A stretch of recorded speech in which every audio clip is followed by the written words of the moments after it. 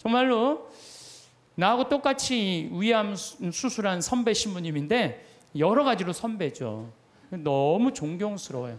근데 이분이 어머니가 2011년 1월 9일 날 돌아가셨어요. 근데 어머니가 93살에 돌아가셨어요. 93살. 얼마 전에는 우리 교구 신부님 어머니가 100살에 돌아가셨어요. 100살. 요즘 안 죽어요. 요즘. 여러분들은 몇 살까지 살 것 같아요? 여러분들은 110살, 120살까지 살아요. 며칠 전에 미국에 살던 분이 저한테 내셔널 지오그래픽 잡지를 하나 보냈어요. 지금 태어난 애들은 정확하게 120살까지 산대요. 여기 계신 분들도 성당 근처에 집 구하려고 그러는 분들 계셔 안 계셔요? 계시죠? 그런 분들 하늘나라 여권 늘 챙기는 분들이에요. 하늘나라 여권. 근데 이 할머니가 신부들을 얼마나 예뻐하는지 몰라요. 저도 이제 할머니 이제 집에 한번 놀러를 간 적이 있는데 자기 아들 만지듯이 나를 막 얼굴을 쭈물르면서 신부님 내가 평화방송 맨날 본다고 내 신부님 팬이라고. 근데 아들이 이제 가니까 할머니가 마지막 눈을 싱겁게 뜨면서 아들을 보면서 어떻게 돌아가셨는지 알아요? 싹 웃으면서 씩 웃으면서 아들 손을 쫙 잡고 나는 그 할머니 상상이 돼요. 정말로 유머가 많은 할머니였거든요. 죽으면서 아들 손을 잡고 씩 죽으면서 눈을 딱 감았대요. 이 할머니 뭐가 있는 할머니야? 하늘나라 여권 있는 할머니예요. 나 이제 어디로 떠난다? 하늘나라 여행 떠난다. 평생 하느님 믿고 살았으니 그 하느님 떠난다. 그리고 아들 손을 잡고 싹 웃으면서. 난 또 그렇게 죽는 사람 세상에 처음 봤어요. 죽으면서 싹 웃으면서 죽는 사람 몇 명이나 될 것 같아요? 그렇게 많지 않아요. 여러분들도요 평생 하느님 열심히 믿었잖아요. 그럼 돌아가실 때 어떻게 돌아가실 수 있어요? 어떻게? 나 이제 못 탄다? 하늘나라 비행기 탄다. 싹 웃으면서 돌아가실 수 있어요. 저는 그게 참 저한테 굉장히 묵상거리예요. 여러분들 여행 많이 다녀보셨죠? 네. 외국에 여행 다닐 때 참 기분 좋아요. 선글라스도 끼고 카메라도 가슴에 딱 메고 돈주머니도 허리에 꼭 앞으로 차고 모자도 쓰고. 제가 3년 전에 파티마로 성지순례를 가게 됐어요. 한 60분, 전국에 60분하고 성지순례를 가게 됐어요. 전국에서 오니까 시간들이 다 각자잖아요. 2시간 전부터 모이라고 그랬는데 착한 사람들이 참 제 시간에 다 왔어요. 그래갖고 이제 다 이제 여권 수속을 하고 다 들어갔어요. 한 분이 안 오는 거, 한 분이. 목포에 있는 분이 아무리 기다려도 다 들어갔는데, 그래서 나하고 이제 우리 가이드하고 초조하게 전화를 해서 어디쯤이냐, 차가 막힌다, 빨리 와라. 그분이 딱 도착을 했어요. 그런데 비행기 수속 거의 이제 한 20분 전에 도착을 하셨어요. 근데 정말 멋있게 하고 왔어요. 뭐 선글라스도 그냥 까만 거 끼고 막 모자도 하고 막 카메라도 막 또 캐리어도 막 2개 막 여권 내놓으라고 여권. 그랬더니 이분이 막 뒤지더니 여권을 안 갖고 왔다는 거 여권을. 여러분들 아무리 준비해도 여권이 없으면 가요 못 가요? 못 가요. 발을 아무리 물론 조금 더 일찍 도착을 하면은 여권을 빨리 만들 수가 있어요. 근데 그분은 너무 늦게 도착한 바람에 결국은 그분은 다시 발길을 돌려서 목포로 갈 수밖에 없었어요. 남들은 기분 좋게 파티마를 향해서 성지를 떠났는데 그분만은 여권을 준비하지 못해갖고 비행기를 탈 수 없었어요. 여러분들 이 세상 정말로 열심히 살았어. 막 돈도 열심히 벌고 애들 출세도 막 시켰어. 그래갖고 그냥 다 살다가 이제 죽었어. 죽었는데 베드로 성인이 여권 내놔라, 여권. 너 하늘나라 여권 내놔라. 근데 너무 바삐 살다 보니까 성당 갈 시간이 없었던 거야. 먹고 사는 데 바빠갖고 하느님을 잊고 산 거야. 나 여권이 없는데요? 그러면 뭐라 그래요? 여권이 없으면 비행기를 탈 수가 없다. 그럼 그때서 아무리 땅을 치고 통곡을 해도 우린 갈 수가 없어요. 마태복음 25장에 이런 얘기 나오죠. 어리석은 처녀 5, 슬기로운 처녀 5. 아니 이렇게 신랑을 이렇게 기다리고 있는데 슬기로운 처녀는 등잔에다가 기름을 준비했어요. 근데 이 어리석은 처녀는 등잔에다 기름을 준비했어요, 안 준비했어요? 준비하지 않았어요. 신랑이 온다 막 졸다가 깨어나갖고 슬기로운 처녀들은 등에 불이 있었어. 그래갖고 신랑을 맞이하고 갔는데 이 깜깜한 어둠에 있던 어리석은 처녀들은 아이 우리 기름 좀 나눠줘라, 신랑 좀 찾게 해. 그랬더니 슬기로운 처녀들이 뭐라 그래요?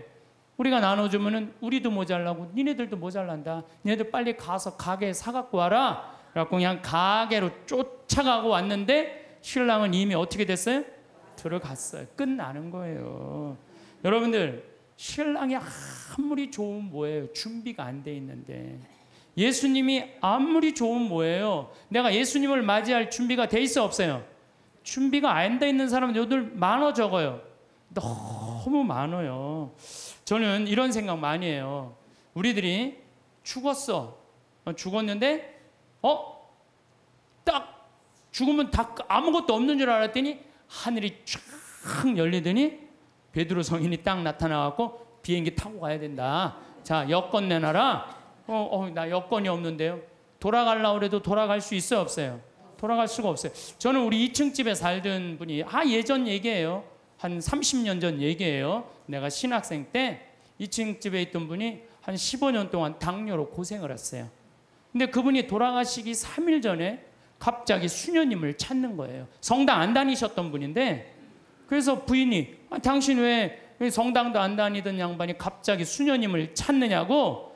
내가 이렇게 누워서 비몽사몽 이렇게 있는데 비행기가 한 대 왔는데 나보고 비행기를 타라고 그러더라. 비행기를 타보니까 신부님, 수녀님이 비행기에 꽉 차 있는 딱 한 자리 남아있는데 수녀님이 나한테 여기가 당신 자리라고. 그리고 이 사람 정신을 깬 거예요. 성당 평생 안 다녔는데 꿈에 신부님, 수녀님이 꽉 차 있는 비행기, 이제 당신 데리고 올라갈 비행기라고. 그래갖고 이분이 수녀님 득달같이 불러갖고 병자성사 대세 받고 병자성사 받고 성체까지 영하고 돌아가셨어요. 이분은. 그분은 하늘나라 여권 마지막에 챙긴 거 안 챙긴 거예요? 챙긴 거예요. 그래서 싹 올라간 거죠. 우리 인생 살면서 정말로 중요한 거 빼먹고 사는 사람들 많아요. 그게 뭐냐면 바로 신앙생활이에요. 신앙생활. 신앙생활은요, 우리 인생의 이정표하고 똑같은 거예요. 내가 지금 이 길을 잘 가고 있는가 안 가고 있는가 중간중간 여러분들 이정표 확인해요, 안 확인해요? 확인하죠? 부산까지 가려면은 여기 지금 내가 지금 대전을 지나가고 대구를 지나가고 경주를 지나가고 부산 이정표 확인 안 하고 그냥 길 대전에서 잘못 갈려갖고 전주로 갔어. 확인 계속 안 하고 어디로 가요? 목포로 가요. 목포. 신앙생활이라는 건 바로 이정표예요. 당신 인생 지금 제대로 살고 있나? 주일마다 나가서 확인하는 거 안 확인하는 거예요? 확인하는 거예요. 요즘 인생 이정표 없이 살다가 깜깜한 어둠을 헤매는 사람들 텔레비 속에 많이 봐요, 안 봐요? 많이 보죠? 돈이 너무 많으니까 이 돈을 어떻게 주체할 수 없으니까 무슨 버진 아일랜드인가 어디에다가 회사 차려놓고 그냥 세금 떼어먹고 깜깜한 어둠 속을 헤매는 사람들 많아요. 성당 나가면서요, 내가 제대로 살고 있나 안 살고 있나 이거 확인하는 거, 이거 정말로 중요한 분. 제가 정말로 존경하는 우리 교구 신부님이 한 분 계세요. 최재용 바르톨로메오 신부님이라고. 이분은 이제 은퇴하셨어요. 나이가 70이라. 날개만 안 달렸지 천사야, 천사. 제대에서 이분이 미사를 이렇게 봉헌하는 걸 보면은 저분이 천사지. 후배 신부들 사랑하고 선배 신부님들 깍듯이 모시고, 정말로 나하고 똑같이 위암 수술한 선배 신부님인데 여러 가지로 선배죠. 너무 존경스러워요. 근데 이분이 어머니가 2011년 1월 9일 날 돌아가셨어요. 근데 어머니가 93살에 돌아가셨어요. 93살. 얼마 전에는 우리 교구 신부님 어머니가 100살에 돌아가셨어요. 100살. 요즘 안 죽어요. 요즘. 여러분들은 몇 살까지 살 것 같아요? 여러분들은 110살, 120살까지 살아요. 며칠 전에 미국에 살던 분이 저한테 내셔널 지오그래픽 잡지를 하나 보냈어요. 지금 태어난 애들은 정확하게 120살까지 산대요. 그 내용이. 참 큰일이죠. 근데 어쨌든 이 민기순 마리아 할머니가 93살에 돌아가셨는데 이 할머니가 명성황후 3대 집계손이에요. 집계손. 그리고 이 집은 신앙이 얼마나 좋은지 신부님 외할아버지가 그 용인 천리성당 옛날에 초대 본당 회장이었는데 멀리에 성당이 있었어요. 집이 있었어. 큰 집이. 근데 매일 미사 참여하고 싶어갖고 성당 바로 앞에 조그만 집에 있는 교우하고 집을 바꿨어요. 왜 바꾸냐? 나 하느님 집 가까이서 살고 싶어. 그래갖고 우리 큰 집으로 가. 난 여기 와서 살 테니까. 성당 밑에서 산 분이에요. 여기 계신 분들도 성당 근처에 집 구하려고 그러는 분들 계셔 안 계셔요? 계시죠? 그런 분들 하늘나라 여권 늘 챙기는 분들이에요. 하늘나라 여권. 근데 이 할머니가 신부들을 얼마나 예뻐하는지 몰라요. 저도 이제 할머니 이제 집에 한번 놀러를 간 적이 있는데 자기 아들 만지듯이 나를 막 얼굴을 쭈물 누면서 신부님 내가 평화방송 맨날 본다고 내 신부님 팬이라고 삼계탕을 만들어 주시는데 얼마나 맛있든지 하여튼 사제라면 정말로 당신 아들같이 사랑하는 사랑이 정말로 많은 할머니였어요. 이 할머니가 이제 6남매를 낳는데 제일 큰아들이 신부가 된 거예요. 그것도 이 신부가 할머니가 옛날에 결혼했는데 5년 만에 생긴 아들이에요. 5년 만에. 그걸 또 하느님한테 봉헌한 거죠. 정말 기가 막힌 할머니야. 근데 이제 할머니가 이제 돌아가실 때쯤 돼갖고 신부님이 갖고 마지막 병자성사를 해주는데 할머니가 묵주를 이렇게 붙들고 계시더래요. 근데 아들이 이제 가니까 할머니가 마지막 눈을 싱겁게 뜨면서 아들을 보면서 어떻게 돌아가셨는지 알아요? 싹 웃으면서 씩 웃으면서 아들 손을 쫙 잡고 나는 그 할머니 상상이 돼요. 정말로 유머가 많은 할머니였거든요. 죽으면서 아들 손을 잡고 씩 죽으면서 눈을 딱 감았대요. 이 할머니 뭐가 있는 할머니야? 하늘나라 여권 있는 할머니예요. 나 이제 어디로 떠난다? 하늘나라 여행 떠난다. 평생 하느님 믿고 살았으니 그 하느님 떠난다. 그리고 아들 손을 잡고 싹 웃으면서 난 또 그렇게 죽는 사람 세상에 처음 봤어요. 죽으면서 싹 웃으면서 죽는 사람 몇 명이나 될 것 같아요? 그렇게 많지 않아요. 여러분들도요 평생 하느님 열심히 믿었잖아요. 그럼 돌아가실 때 어떻게 돌아가실 수 있어요? 어떻게? 나 이제 못 탄다? 하늘나라 비행기 탄다. 싹 웃으면서 돌아가실 수 있어요. 저는 그게 참 저한테 굉장히 묵상거리예요. 하늘나라 여권 있는 사람들은요 죽는 게 하나도 안 무서워요. 이제 비행기만 타면 어디로 가? 하늘나라 올라가는 거야. 근데 뭐가 무서울 게 있다고 안 죽으려고 빠둥빠둥거리고 그래요.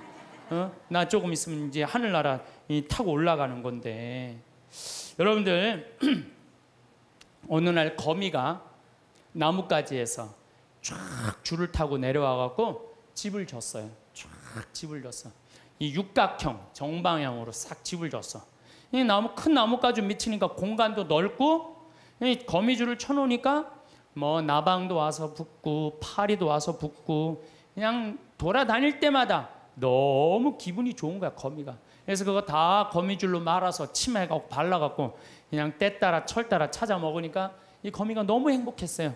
근데 오늘같이 이렇게 안개가 자욱한 날 거미줄 손을 보려고 쫙 다녀봤어. 근데 끊어진 것도 있고 이러는데 하늘로 이렇게 줄이 하나 나 있는 게 눈에 거슬리는 거예요. 이게 뭐지? 이건 다른 거미줄하고 연결도 안 돼 있어갖고 여긴 파리도 안 붙겠네, 나방도 안 붙겠네. 이런 쓸데없는 줄은 끊어버려야지. 자기가 나뭇가지에서 타고 내려온 그날을 까먹은 거 이 거미줄이. 거미가. 그래갖고 그냥 그 거미줄을 딱 끊어버린 거야. 끊으니까 어떻게 돼요? 땅바닥에 떨어져갖고 그냥 지나가는 짐승 발에 밟혀서 자기도 죽고 그 화려한 넓은 거미줄도 다 요절이 나는 거죠. 여기 계신 저나 여러분들 누구 타고 내려왔어? 하느님 타고 내려온 거예요. 그래갖고 처음에 성당 다닐 때는 모든 게 다 하느님이 은총인 것 같아. 그래갖고 하느님한테 감사도 드리고 매일 미사 참여도 하고 주일 미사도 가고 막 돈도 또 너무 잘 벌려. 성당 나가다 보니까 하느님 축복 받아갖고. 근데 벌려도 너무 많이 벌리면 문제가 돼요. 왜? 주일날도 아까우네. 내가 이거 주일날 가게 문 안 닫고 나가면 돈 더 벌 수 있을 텐데. 아, 돈에 살살 눈이 멀으면 어떻게 돼요? 헌금 내는 것도 아까운 거야. 주일에 헌금 내는 것도 아까운 거야. 요즘 신천지에서 이제 천주교 교우들 그만 포섭하라고 명령 떨어졌다고 그러더라고요. 여러분들 그거 알아요? 몰라요? 신천지에서 천주교 신자들 많이 포섭해 갔는데 아이 헌금을 1,000원밖에 안 낸대잖아요. 그래갖고 신천지에서 명령을 내렸대. 이제 천주교 신자 포섭하지 말아라. 그래서 이제 뭐 신천지 때문에 스트레스 받을 거 하나도 없어요. 예. 헌금 내는 것도 아깝고 교무금 내는 것도 아까운 거야. 11조 내는 것도. 더욱이 내가 돈이 많으니까 성당 질 때마다 회장들이 와서 더 내라고 그러네. 신부님도 날 보면 더 내라고. 그냥 점점 성당이 부담스러운 거. 내 돈 뺏기는 것 같으니. 그래서 점점 성당을 나가기 싫어. 근데 새로 본당 신부님이 오셨는데 마음에 안 들어도 너무 마음에 안 드는 신부님이 온 거야. 강론도 정치 얘기만 하고 사회 얘기만 하고 마음에 안 드는 거야. 냉담 핑계로 최고로 좋은 핑계가 뭐예요? 본당 신부예요. 나 본당 신부가 마음에 안 들어서 성당 안 나간다. 여러분들 본당 신부가 여러분들 하느님하고 인연 끊는데 그게 이유가 된다는 건 말이 안 돼요. 본당 신부가 마음에 안 들면 보좌 신부 미사에 나가면 되잖아요. 그렇잖아요. 아니 보좌 신부도 마음에 안 들면 옆 성당 나가면, 요즘 성당이 얼마나 많아요. 조금만 가 옆 성당인데 그게 뭐가 이유가 돼요. 아니 그 옆 성당도 마음에 안 들면 명동 성당에 가면 명동 성당에. 그건 다 냉담의 핑계예요. 성당이 어둡다, 뭐 강론이 길다, 다 냉담의 핑계야. 그래갖고 딱 줄을 끊어버렸어. 그러면은 어떻게 돼요? 내가 그동안 쌓아놓았던 모든 게 한순간에 끊어지는 거예요. 근데 현대인들은 그거를 몰라요. 그러면 신부님, 하느님 열심히 믿는 건 뭐예요? 하느님 열심히 믿는 건 하느님 꽉 붙잡고 살면 돼요. 여러분들 우리 그네 타는 거 아시죠? 단오절날 그네 탈 때 어때요? 뒤에서 밀어주면 그네 타는 사람 어떻게 해요? 저 위에서부터 내려온 줄 어떻게 잡죠? 꽉 잡고 있어요. 그래갖고 뒤에서 밀어주면 그 줄만 잡으면 웬만하면 안 떨어져요. 근데 그냥 그네 탈 때 자기 좋다고 그냥 뒤에서 밀어주는데 줄 안 잡고 있으면 어떻게 돼요? 하늘로 날아가는 거예요. 날아가고 떨어져갖고 그냥 얼굴 코뼈 깨지고 그냥 눈알 그냥 막 그냥 쓸리고 막 이러는 거예요. 하느님 믿는 거는 어떻게 믿어야 되느냐? 꽉 잡아야 돼요.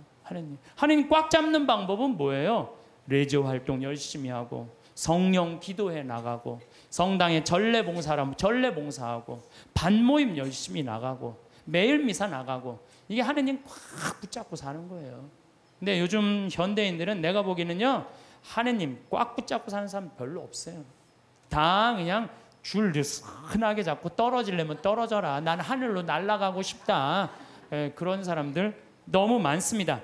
요한복음 15장에 보면은 예수님이 나는 참 포도나무요 너희는 가지로다 이 얘기를 해요. 내 안에 머물러라. 나도 너희 안에 머무르겠다. 가지가 포도나무에 붙어 있지 않으면 스스로 열매를 맺을 수 없는 것처럼 너희도 내 안에 머무르지 않으면 열매를 맺지 못한다.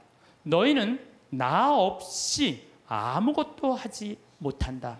우리는 누구 옆에 꽉 붙잡고 살아야 돼? 예수님 꽉 붙잡고 살아야 돼요.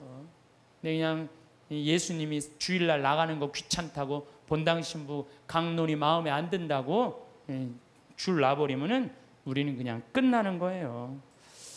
제가 얼마 전에 세례받고 신학교 가고 그 다음에 거기서 신부된 수원교구 조원동 주교자 성당에 강의를 가게 됐어요. 근데 보통 출신 성당에 강의 잘 안 가요. 왜? 어렸을 때 나 코 올리고 맨날 나 사고 치고 다녔던 거 다 본 분들이 그냥 다 아직도 있는데 그 성당에 왜 가요? 동창 신부들도 그러더라고요. 야, 너 그 출신 성당에 가서 강론하는 거 아니야. 예수님도 예언자 고향에서 존경받지 못했다는데 네가 뭐라고 그냥 거기 출신 본당에 가서 강의하느냐? 그러길래 내가 한마디 했어요. 나는 걱정 하나도 없다.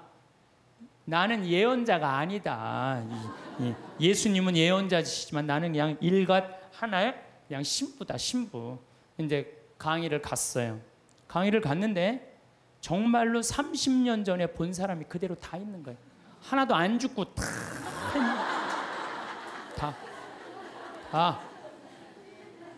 처음에는 당황스럽더라고요. 왜? 내가 중학교 1학년 때 맨날 코 올리고 그냥 다녔던데 그냥 아줌마들이 그냥 다 그냥 그대로 다 있는데 그분들한테 강론한다는 게 쉽지가 않더라고요. 근데 이제 강의가 이제 2시간 강의가 끝났는데 정말 기가 막히게 예쁜 아줌마가 정말 곱더라고요. 날 보더니 시모님 저 아시겠느냐고. 얼굴은 분명히 알겠는데 누구 엄마인지를 모르겠는 거야. 누구 엄마인지를. 나 기억이 난다고. 그랬더니 알긴 뭘 아느냐고. 나 누구 엄마라고. 그랬더니 어렸을 때부터 같이 자랐던 친구 엄마야. 근데 나는 정말 아줌마인 줄 알았어요. 몇 살이냐 그러니까 78이래. 78. 내가 이렇게 계산을 해봤어요. 내가 중학교 1학년 때부터 본 아줌마니까 내가 43살부터 봤더라고 그 아줌마를. 근데 그때 모습이나 지금이나 안 변했어. 참 요즘은 늙어도 늙은 것 같지가 않아서 걱정해요. 근데 어쩜 그렇게 이쁘고 고운지. 근데 내가 그분한테 감동받은 건 다른 게 아니에요. 그때도 성당 열심히 나가더니 30년이 지난 지금도 어때? 열심히 나가는 거야. 성당 열심히 다니는 사람은 얼굴이 달라도 달라요. 늙어도요 추하게 안 늙어요.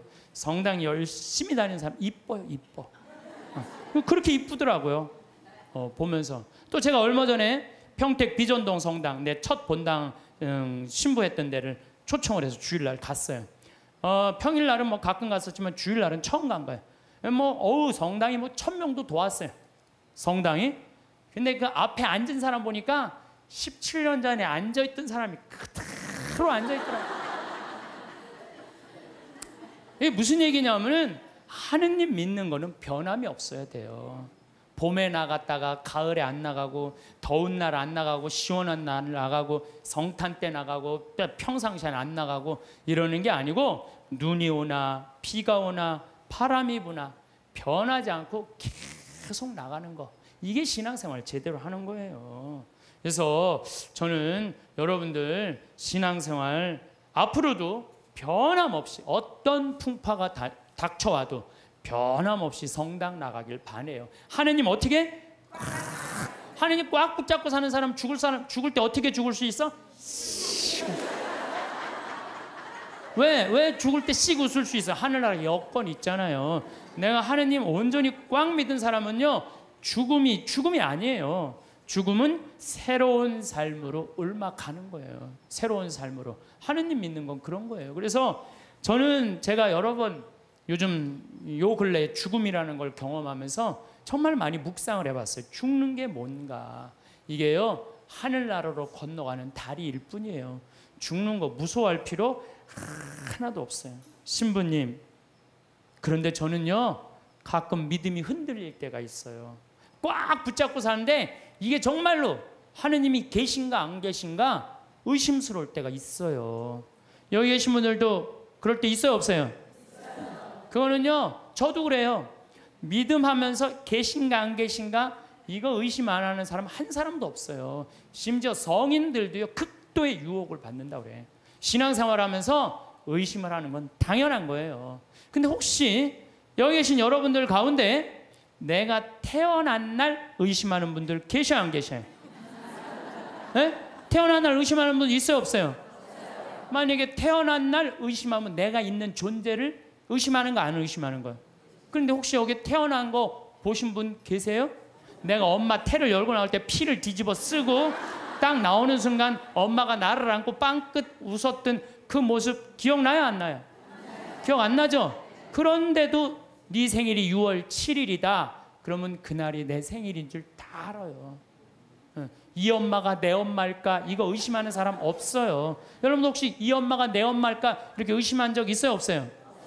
요즘은 하도 텔레비에서 엄마가 많이 바뀌는 드라마가 많이 나와갖고 텔레비가 사람 망쳐놓는다니까. 그건 극히 드문 거고요. 다 여러분들 엄마가 배 아파서 다 난 거예요. 근데 여러분들 생일상 받은 날 맨날 엄마 나 난 거 맞아? 이놈의 새끼야 내가 너 배 아파서 났어. 내가 너 난 거 믿어. 근데 내가 본 적이 없어서 난 믿음이 안 생기는데. 신앙도 똑같아요. 하느님이 나 빚어 만드는 거 나 본 적 없어. 그래도 내가 너를 빚어 만들었다. 하느님이 그렇게 말했으면 믿어야 돼, 안 믿어야 돼? 믿어야 돼요. 근데 그냥 맨 하느님 미사 할 때마다 하느님 계신 거 맞아? 맞아? 맞아? 이러면 하느님한테 두들겨 맞아? 안 두들겨 맞아요? 하느님한테 두들겨 맞아요. 더욱이 우리 하느님은 당신의 아들을 역사 안으로 보내셨어요. 제가 참 이런 우리가 글이 생긴 게 10,000년 전이야. 10,000년 전.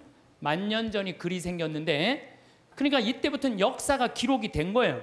부처님이 예수님 탄생 624년경에 오셨어요. 예수님 탄생하시기 전에. 그 다음에 부처님이 한 570년경에 오셨어요. 570년경. 그 다음에 예수님을 기점이야. BC라는 게 Before Christ. 예수님 오시기 전 570년에 공자님이 오셨고 예수님 오시기 전 624년경에 부처님 오셨어요. 그 다음에 이제 AD 이거를 기원 후란 안노 도미노라고 그래요. 이게 안노 도미노. 예수님의 해라는 거예요. 주님의 해라는 뜻이야. 그리고 이 저기 마호메트는 몇 년에 왔냐면 571년에 왔어. 571년에. 예수님이 기점. 예수님 탄생 624년. 나는 여러분 혹시 공자님 의심하는 분들 계세요? 역사 안에 오신 거? 의심 안 하죠? 아, 공자님 왔다 가시고 거기에 다 있잖아요. 공자님 얘기요. 부처님 혹시 여러분 왔다 가신 거 의심하는 분들 계세요? 없어요. 시달타라고 왕으로 왔다 갔어요. 예수님도 역사 안에 왔다 가고 마호메트도 역사 안에 왔다 갔어요. 근데 가끔 정말로 무식한 종교 지도자를 만나는 정말 어처구니 없는 사람들은 부처님 없다 이거야. 공자님 없다 이거야. 마호메트 없다 이거야. 우리 예수님만 있다 이거. 예수님만. 이건 말도 안 되는 얘기예요. 선택의 문제. 예수님, 부처님을 아니 그러면은 예수님 오기 전에 있던 사람들은 구원 하나도 없어요? 여러분들 한번 생각해봐요. 예수님 탄생하기 전에 인도에 있는 사람들은 하나도 구원 못 받아요? 아니 한번 생각을 해봐요. 가끔 정말 어처구니 없는 사람, 그런 사람 구원 못 받는데 그거는 하느님이 결정할 일이지 내가 결정할 일이 아니에요. 교회는요 그런 사람에게도 구원 있다고 얘기해요. 우리 교회는. 왜? 교회 밖에도 구원이 있다는 거예요. 교회 안에만 구원이 있는 게 아니라는 거예요. 아니 저 아프리카의 원주민들은 평생 예수님 얘기 하나도 들어본 적이 없는데 그러고 죽었어. 착하게 열심히. 그럼 그 사람 구원 있어 없어요? 있는지 없는지는 우리는 잘 몰라요. 근데 누구한테 유보해 줘야 돼? 하느님한테 유보해야 돼. 구원을 결정하는 건 내가 하는 게 아니에요. 누가 결정하는 거예요? 하느님이 결정하는 거예요. 제가 여러분들에게 드리고 싶은 말씀은 예수님 역사 안에 왔다 가셨다는 거. 역사 안에. 그 예수님을 보고 베드로가 탄생한 거예요. 그 예수님을 보고 베드로가 탄생하고 지금 266대 프란치스 교황, 전 교황이 265대 베네딕토 교황, 전 교황이 264대 요한 바오로 2세 교황, 1대 교황이 베드로, 2대 교황이 리노, 3대 교황이 아나클레투스, 4대 교황이 클레멘스, 5대 교황이 이 이름이 어려워. 아바리스투스, 6대 교황 알렉산데. 그래서 1대부터 266대까지 이어온 거예요. 2000년 동안. 그렇지 않아요? 그러면은 베드로가 어느 날 갑자기 뚝 떨어져 갖고 베드로가 지금부터 이 교회가 있다. 예수님이란 이런 존재를 가짜로 만들어냈겠어요? 자기가 눈으로 보고 배운 그 예수님을 증언한 거겠어요? 눈으로 본 예수님을 증언한 거예요. 예수님이 3년 동안 우리랑 같이 사셨고 십자가에 못 박혀 돌아가셨고 부활하시고 이거를 체험해 갖고 증언한 거야. 그러니까 지금 266대 교황까지 내려왔다는 거는 거미가 나뭇가지에서 줄을 타고 내려와서 집을 짓듯이 우리는 베드로부터 타고 내려와 갖고 이 교회라는 집을 짓는 거예요. 그러니까 여러분들 성서에 신약 성서에 있는 게 하나도 거짓이 없어요. 예수님이 베드로가 직접 보고 증언한 거예요. 베드로뿐만 아니라 12제자. 12제자만 보고 증언했어요. 그 외에 수많은 사람들이 보고 증언한 그 교회가 지금까지 이어져 내려온 건데 그걸 의심하면 어떻게 했냐 이거예요. 나는 있느냐 없느냐 이거 따지는 사람들을 보면 다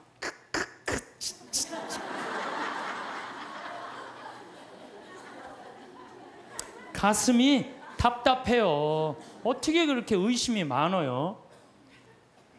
하느님은 우리를 지어내신 조물주시고 창조주셔요. 그냥 꽉 붙잡고 살면 돼요. 내가 태어난 날 본 사람 없어. 네 생일이 6월 7일이다. 내 생일이 6월 7일이에요. 내 생일이. 그래서 6월 7일이다. 6월 7일인지 믿는 거예요. 정화상 성인은 감옥에서 쓴 책 상대상서에서 이런 글을 써요. 사람이 한 편의 걸작이나 한 편의 명화를 보면 존경하고 예찬하듯이 우주 만물에 한없이 많고 아름다움도 하나의 걸작이고 명화일진데 드물게도 그것을 만든 이가 누구인지를 묻지 않으면 어떤 이유인지 모르겠습니다. 우리가 모나리자, 레오나르도 다빈치가 그렸다 그러면 레오나르도 다빈치가 그린 줄 아는 거예요. 경복궁 이거 진 사람 있다 그러면 경복궁 진 사람 있는 거예요. 이 우주 만물, 얼마나 저 산은 얼마나 아름다워요. 아름답죠? 저 물 한 개 피는 거 봐요. 구름 얼마나 아름다워요. 저 아름다운 걸 보면서 이 우주 만물의 지은 이가 누구인지를 묻지 않으면 얼마나 답답하냐 이거예요. 그래서 여러분들 이 우주 만물을 만드는 창조주가 있다는 거예요. 그게 바로 하느님이라는 거예요. 심지어 칸트라는 철학자는 참 재미난 얘기를 했어요. 뭐 그 사람이 순수이성 비판, 실천이성 비판, 판단력 비판 그런 철학 이렇게 두꺼운 걸 썼어요. 근데 그 내용 중에 하나가 절대 도덕 명령이라는 걸 해요. 사람은 무조건 착한 일을 해야 된다. 이걸 자기 철학 논리에 주장을 해요. 그런데 가만히 보니까 정말로 착하게 사는데 이용만 당하고 괴로운 사람 있어요, 없어요? 있죠? 여러분들 살다 보면 정말 착한데 이용만 당하고 사기 당하고 그냥 고통스럽게 사는 사람이 있어. 그 사람한테 그래 너 그래도 착하게 살아, 착하게 살아, 착하게 살아. 나 이렇게 착하게 살아 괴롭기만 한데 근데 또 한편 정말로 나쁜 짓만 골라 사는 사람들이 있어요. 그런데 보면은 아주 떵떵거리고 잘 살아. 저 사람은 나쁜 짓 하는데 저렇게 떵떵거리고 잘 사는데 난 착한데 이렇게 괴롭게 살아. 너 그래도 계속 착한 일 하라고 얘기할 수 있어? 이제 칸트가 가만히 있어봐. 그러게 그러면 안 되지. 그러면 안 되겠다 야. 착한 일을 하면서 끝까지 착하게 산 사람은 마지막 날 하느님이 거기에 대한 보상을 다 해준다. 악한 일을 한 사람은 마지막에 악한 대가를 다 치르게 한다. 그래서 실천이성 비판이라는 데선 그 하느님이 좀 있어줘야 되겠다. 양심의 기준을 세우기 위해서. 그래갖고 그 사람이 마지막에는 하느님의 신의 존재가 있어야 되겠다 그래요. 뭘 그걸 그렇게 어렵게 설명을 해. 우리 4대 교리에 있는데 상, 선, 벌, 악. 착한 일을 한 사람은 상을 받고 악한 일에서 벌 받는 거. 마지막 날이요 착한 일을 한 사람은 거기에 합당한 보상을 하나님이 다 해주셔요. 근데 악한 일만 하고 나쁜 짓만 골라서 하고 요즘 텔레비 보면요 정말로 내가 보기에는 돈이 여러분 한 20억만 있으면 되지 않아요? 20억? 아유 시부님 20억이라도 2억이라도 있었으면 좋겠어요. 2억이라도. 근데 뭐 무슨 전임 대통령이 뭐 그 추징금을 뭐 2천억인가 뭐 했는데 그 중에 많이 냈더라고요. 231억을 아직 안 냈대요. 231억을. 나는 그 앞에 200자만 빼고 31억만 좀 내갖고 좀 참. 저는 그 요즘 그 전 대통령, 전임 대통령들 그 추징금 안 내는 거 보면은요 참 가슴이 아파요. 아무리 출세하고 대통령이 되면 뭐예요? 끝이 얼마나 비참해요. 여러분들 그렇게 사는 게 나아요? 정말로 양심의 하느님 뜻에 따라 그냥 행복하게 사는 게 나아요. 요즘은요 출세하는 거 여러분들 옛날에 못 먹고 못 살 땐 출세하는 게 좋았어요. 출세했어야 돼. 억울하고 분해갖고. 근데 요즘 집에 차 없는 사람들 없어요. 옛날에 여러분들 아침에 자고 일어나면 밤에 목마르면 먹으려고 물 떠놓은 거 꽝꽝 얼어있어요 안 얼어있어요? 나도 어렸을 때 아침에 그냥 물 먹으려고 보면 이게 꽝꽝 얼어있어요. 옛날에는 웬만한 집들은 다 그랬어요. 근데 요즘 어때요? 다 먹고 살면 이제 출세 안 해도 돼요. 나는 출세하는 거 하나도 안 부러워요. 우리나라 대통령들은 다른 나라 대통령에 비해서 끝이 좋은 대통령이 하나도 없어요. 지금까지 정말 그렇지 않아요? 뭐 그냥 그 사랑하는 그냥 저기 뭐 중앙정보부장한테 그냥 마지막에 총 맞아 죽고, 두 대통령은 감옥에 가고, 또 두 대통령 아들들 다 감옥에 갔어. 아들들. 그렇잖아요. 또 한 대통령 그냥 바위에서 뛰어내려서 돌아가시고, 그냥 또 그냥 요 최근에 대통령은 그냥 아들이 안 되니까 형이라도 다녀오라고 그냥 형 보내고 그냥. 참 뭐가 좋아요? 출세하는 게 그냥 양심껏 사는 게 제일 좋아요. 양심껏 사는 게. 그러니까 여러분들 출세하는 거 하나도 부러워하지 말아요. 어쨌든 착하게 산 사람은 상을 받고 악하게 산 사람은 벌을 받아야 된다는 거예요. 그러기 위해서 누가 있어줘야 된다? 하느님이 있어줘야 된다. 하느님이. 세상 만물 질서정연하게 돌아가는 이유도 질서의 하느님께서 세상의 질서를 세워주셨기 때문에 우리가 살 수 있는 거예요. 이러한 증거로 하느님의 존재를 알 수 있으며, 하느님의 은총이 온 세상, 온 만물에 또한 태어나 죽는 날까지 우리에게 머물러 계시니, 저는 이 말 정말로 인정해요. 하느님의 은총이 온 세상, 온 만물에 머물러 있는 거예요. 여러분들, 지금 어젯밤에 비가 여기 강원도에 한 10mm 정도 왔어요. 비가 1mm 오면은요, 경제적인 효과가 280억이래요. 기상청에서 발표했더라고, 얼마 전에. 10mm가 오면 얼마가 오느냐면 2,800억이 하늘에서 쏟아지는 거예요. 그러니까 여러분들 비한테 반말하면 안 돼요.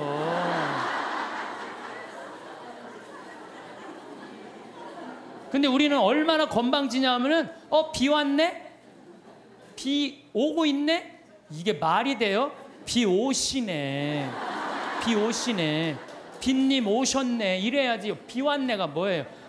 내가 우리 여기 지금 고추를 2만 포기를 심어놨어요. 3,000평에다가. 근데 10일 동안 빗님이 안 오셨어요. 그러면은 10일 정도 안 오면요, 말라요. 마르기 시작하면요, 고추가 마르는 게 아니라 내가 입이 바짝 내가 말라요. 감자, 옥수수 지금 3,000평, 5,000평 다 심어놨어요. 근데 어젯밤에 이렇게 누워서 자는데 빗님 오는 소리가 들리더라고요. 난 미소가 싹 젖이는 거예요. 하느님 감사합니다. 우리 고추들이 싱싱하게 자랄 수 있도록 빗님을 내려주셔서 감사합니다. 사실은 저 빗님한테 존댓말 하는 사람만 물을 쓸 수 있어요. 막 반말하고 비 왔네. 아유 지겨워 짜증나. 빗님이 오시는 게 얼마나 중요한데 그걸 지겹다고 그래요. 농민들한테는요, 저게 생명이에요, 생명.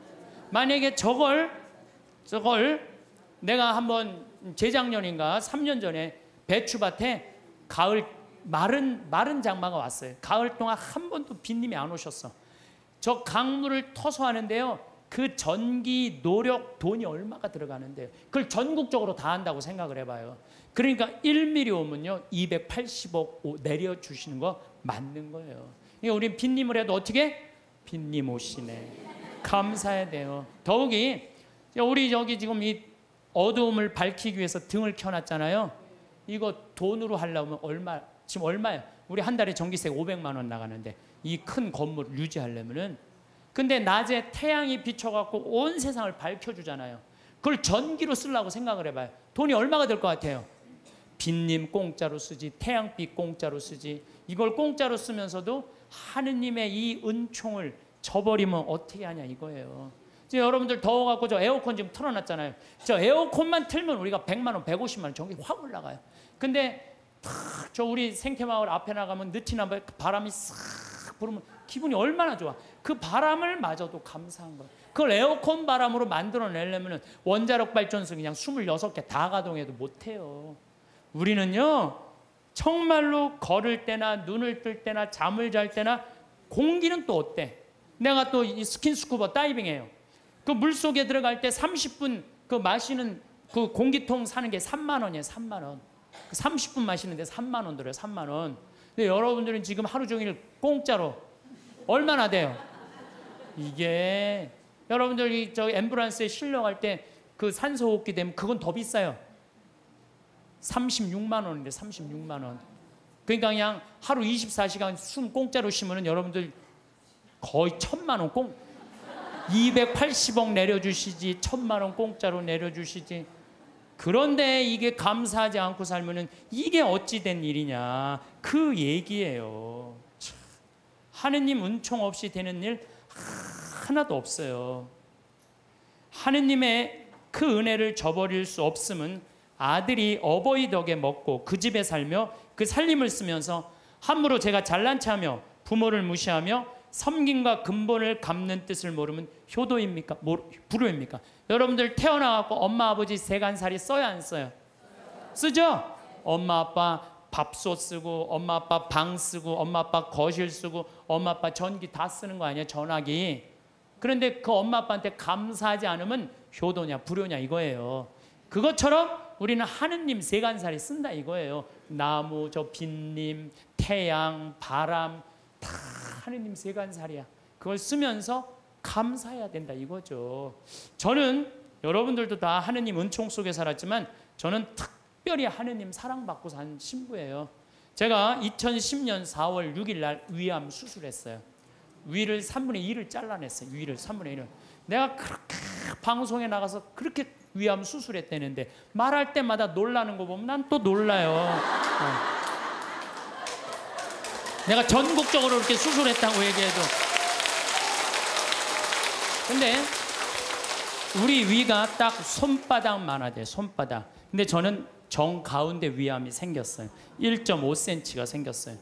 그러더니 의사가 요 밑에 생겼으면은 밑에만 자르면 되는데 위에 생겼으면 위에만 자르면 되는데 정 가운데 자르면 위로 5cm 아래로 5cm 잘라야지 더 이상 전이가 안 된다는 거예요. 그래서 3분의 2를 잘라야 된다고 잘랐어요. 근데 우리 위는 음식을 받아들이는 부분이에요. 아래는 음식을 빻는 부분이야. 빻는 부분. 나는 근데 빻는 부분을 자른 거야. 빻는 부분을. 그러니까 음식을 먹으면은 옛날에는 위가 알아서 빠졌어. 그래갖고 소장으로 보내줬어. 소장에서는 흡수만 하면 돼. 근데 이제 음식을 먹으면 어떻게 되느냐? 바로 이제 잘라갖고 이 12장하고 바로 소장으로 내려가는 거예요. 근데 내가 우리 몸이요. 여러분들 제가 항상 강의 때마다 얘기하죠. 이 몸 자체 여러분들 이거 다 돈이에요. 돈. 정말 기가 막힌 거예요. 우리 시각 장애우들 내가 얘기하잖아요. 시각 장애우들 눈 하나 이거 갈아 끼는데 얼마 들어? 1억 들어. 1억. 2개 갈아 끼면 2억이야. 2억. 지금 나 눈 뜨고 쳐다보고 있는 분들 2억 깔고 지금 쳐다보고 있는 2억 깔고. 아니 내가 해보니까 이게 다 돈이라는 생각이 들어요.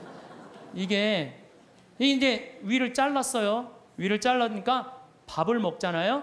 그럼 의사 선생님이 밥 먹으면 무조건 45도 누워 있으래요. 왜냐면 이제 먹으면은 옛날에는 누가 빻어? 위가 이제 빻단 말이야. 근데 지금은 누가 빻냐면 소장이 빻는 거예요. 들어가면은 음식이 들어가면요 신기해. 여기서 물컹 지나가 음식이요. 진짜로 이렇게 지나가요. 이렇게 지나가고 이쪽 등 쪽으로 해서 꾸르륵 하면서 또 이쪽으로 물컹 지나가요. 참 기가 막히더라고요. 이렇게 보면은 이렇게 음식이 지나가는 소리가 들려요. 우리 몸이요 이게 다 기적이야 기적. 그러니까 여러분들 심장 하나 갈아 낀데 5천, 간 갈아 낀데 7천, 신장 갈아 낀데 3천 드는 거예요. 그럼 이거 2억, 이거 1억 5천, 3억 5천. 내가 요즘 이가 안 좋아갖고 이거 갈아 이거 이제 틀니 비슷한 거 끼고 있거든요. 의사한테 물어봤어요. 이거 저기 뭐야 임플란트로 다 갈으려면 얼마냐? 이가 28개래요. 신부님 싸게 해줘서 5천 해준대. 그러면은 이거 3억 5천, 이거 5천, 4억이야 4억. 팔 하나 갈아 낀데 400, 양팔 800, 양다리 1600. 5억에 5억. 근데 여러분들 생각을 해봐요. 얼마 전에 우리 집에 부천에서 한 아이가 정말로 잘생긴 아이가 왔어요. 근데 이 아이가 몸이 근육이 지방으로 바뀌는 병이에요. 그래서 얘는 목에 근육이 없어갖고 목을 가눌 수가 없어. 근데 평화방송에서 맨날 날 보는 게 소원인 거야. 형도 그런데 형은 이제 더 이상 움직일 수가 없대. 동생이 왔어요. 동생이 왔는데 아버지가 계속 뒤에서 목을 받쳐주고 있더라고요. 여러분들 지금요 이게 병이 들어갔고요 꼼짝도 못하는 사람도 얼마나 많은데요. 근데 그냥 내 남편 멀쩡하고 우리 애들 둘 멀쩡해. 이 멀쩡한 4명 둘러앉아 밥 먹으면요 20억이 둘러앉아 밥 먹는 5억짜리. 감사해야 돼 안 감사해야 돼? 만약에 남편이 저녁에 퇴근해 갖고 들어와. 그럼 뭐라 그래야 돼? 5억 들어오네. 5억 어서 들어와.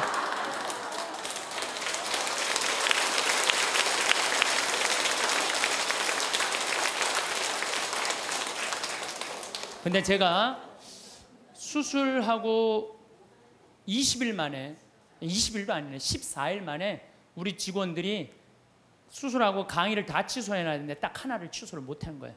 그래서 난 수술하자마자 2주일 만에 강의를 하루 종일, 그것도 2,000명 앞에서 강의를 했어요. 근데 이렇게 강의를 하고 밥 먹고 누워 있어야 되는데 밥 먹자마자 강의를 하면요, 위가 그렇게 아픈 거예요. 꼬맨 데가 계속. 근데 2년 내내 아픈 거, 2년 내내. 근데 작년 여기 온 우리 PD 선생님하고 같이 작년에 이스라엘에서 초청을 했어요.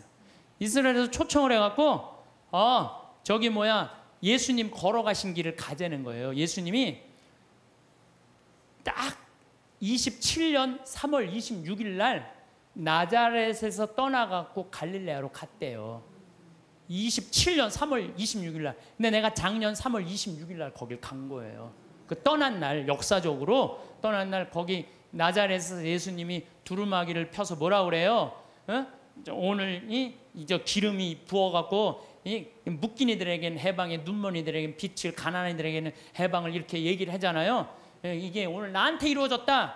그러니까 저놈이 목수의 아들 아냐? 그러니까 예수님 뭐라 그래? 의사의 내 병이나 고쳐라. 니네들 그러겠지만은 사렙다 부인 나만 뭐 다 났을 때 다 이방인들 고쳐줬다. 그러니까 그냥 동네 사람들이 열받아갖고 예수님 멱살 끌고 이 추락산이라고 그러고 시험산이라는 데 끌고 내려갖고 밀어 떨어뜨리려고 그래. 근데 그 시험산이 몇 메타냐면 370m 정도 돼요. 높이가. 남산이요 270m예요. 근데 시험산에 거기 예수님 밀어 떨어뜨리는 데는 거기서도 출발한 거예요. 가보니까요 밑에 돌이 그냥 엄청나게 많더라고요. 예수님 거기서 밀어 떨어뜨렸으면 예수님 뼈도 못 추렸어요. 진짜로. 내가 작년에 이거 좀 계속 얘기하겠지만은 내가 거기 와서요 예수님 만나고 왔어요. 그냥 성서를 막연하게만 생각을 했는데 그 예수님을 보니 그 자리에 현장에 가 보니까요 살아있는 예수님을 만나는 거야. 그래갖고 그냥 거기서 또 이제 같이 떠난 거지. 예수님하고 제자들이 이제 길을 헤치고 갈릴레아로 가셨다. 루카복음 4장에 그렇게 나와요. 나자렛에서 시험산에서 밀어 떨어뜨려야자 그들을 가로질러 갈릴레아로 가셨다. 갈릴레아까지, 나자렛에서 갈릴레아까지가 60km야. 60km 동안 예수님 생각하고 걸은 거죠. 근데 위암 수술한 놈이 배는 아파 죽겠는데 맨날 걸으니까 배가 아파요, 안 아파요? 잘 때마다 아픈 거예요. 오늘도 황창현 신부님의 행복 특강 잘 들으셨나요? 이어서 나이 들수록 들으면 도움이 되는 지혜의 말씀을 들려드리겠습니다. 첫 번째, 더 많이 저축하세요. 은퇴 이후 가장 큰 문제는 경제적인 어려움이라고 꼽았습니다.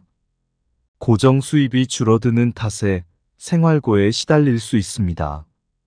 젊은 나이에 저축을 하지 않으면 은퇴 이후 빈곤층으로 전락합니다. 그러니 반드시 명심해야 합니다. 지금 내가 건강하고 돈을 벌고 행복하고 편안한 이 모든 것들, 나를 사랑해주고 인정해주는 내 가족과 내 친구, 내 직장, 내 돈 등등 영원할 것 같지만 절대 그렇지 않습니다. 나이를 먹으면 먹을수록 시간이 빨리 간다는 것을 두렵고 무섭게 느낄 것입니다. 나이가 들면 들수록 몸은 여기저기 아프고 돈을 벌기 위해 나를 필요로 하는 사람들과 기회는 줄어듭니다. 병원에 갈 날들도 자주 늘어나게 됩니다. 몸이 아픈 것도 괴로운데 돈까지 없으면 서러워집니다. 돈이 없으면 행복은 대문으로 들어왔다 창문으로 나갑니다. 요즘 시대에는 남자 또는 여자 혼자 살아도 문제가 되지 않는 시대입니다. 그러나 혼자 살면 살수록 돈은 더욱 필요합니다. 저기 길거리에 파지를 줍고 있는 노인들을 보세요. 저 모습이 미래의 당신의 모습일지 모릅니다. 두 번째, 아내를 상전으로 모시세요. 젊은 나이에는 아내가 소중한 것을 잘 모릅니다. 하지만 늙으면 아내 외에는 당신을 챙겨줄 사람은 없습니다. 자식도 소용없습니다. 평생 아내에게 덕을 쌓지 않으면 나이 들어서 천대받습니다.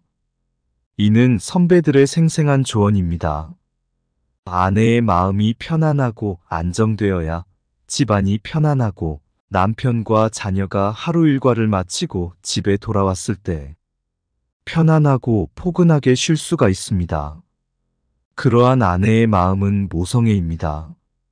모성애가 있어야 집안이 편안해지고 그런 편안한 품에서 남편과 자녀가 정신적으로 안정되어 학업과 사회생활에서 위축되지 않고서 자신 있게 살아갈 수가 있습니다. 세 번째, 노년을 함께할 친구를 만나세요. 배우자 다음으로 친구가 가장 소중합니다. 자식들은 바쁘다고 얼굴 보기 어려울 것입니다. 평생을 함께할 수 있는 친구가 없다면 노년은 외롭고 쓸쓸할 것입니다. 사람을 잘 선택하세요. 섣불리 사람을 판단하지 말고 오랫동안 침묵으로 지켜보세요. 머리와 입끝으로 말을 많이 하는 사람과 이익에만 움직이는 사람을 사귀지 말고 침묵으로 그 사람이 한결같고 선한 마음의 소유자이고 부지런하며 신용과 신뢰가 있는 사람인지를 보고서 사람을 선택하세요. 네 번째, 자식과 대화를 많이 하세요. 자식들과 평소에 대화를 많이 하지 않았다면 노년의 소중한 친구 하나를 잃는 셈입니다. 늙고 병들면 자식들에게 의지하게 됩니다. 자녀들과 진정으로 소통하지 못했다면 노년이 불행할 것입니다. 요즘 젊은 가장은 자식과의 관계에서 친구 같은 사이가 되려 합니다. 이는 매우 좋은 현상입니다. 자녀가 공부를 안 한다고 게으르다고 윽박지르거나 자주 혼내거나 간섭하지 마세요.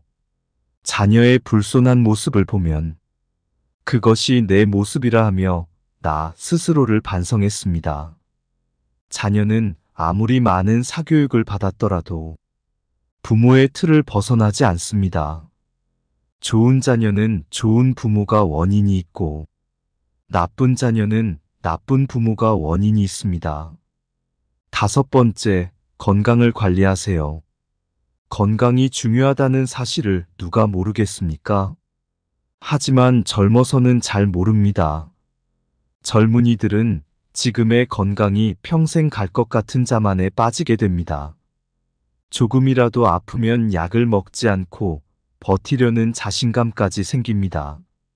나이가 들면 들수록 어느새 늘어나는 약봉지와 떨어지는 체력과 건강의 자신감도 떨어지게 됩니다. 평생 운동과 식단 관리로 건강을 유지하는 습관을 가져야 합니다. 그 중에서도 특히 치아 관리를 잘해야 합니다. 치아는 하루아침에 좋아지지 않기 때문입니다. 그중 유산소 운동과 근력 운동은 매우 중요합니다. 유산소 운동을 꾸준히 하면 산소의 영향으로 노화가 늦춰지고 생각도 분명해져 치매에 안 걸립니다. 그리고 근력 운동 또한 꾸준히 해야 합니다. 내 몸의 돈과 같은 자산은 바로 근육입니다. 다리와 허벅지에 근육이 있으면 잔병과 감기에 대한 면역력이 높아집니다. 여섯 번째, 배움을 멈추지 마세요. 요즘에는 70대 이상의 노인들도 컴퓨터를 배우고 새로운 도전에 나서고 있습니다. 평생 공부하고 배우는 일을 멈춰서는 안 됩니다. 배우려는 열정이 있다면 인생 2부작 3부작도 가능하다고 전문가들은 조언합니다. 배움은 즐거움입니다.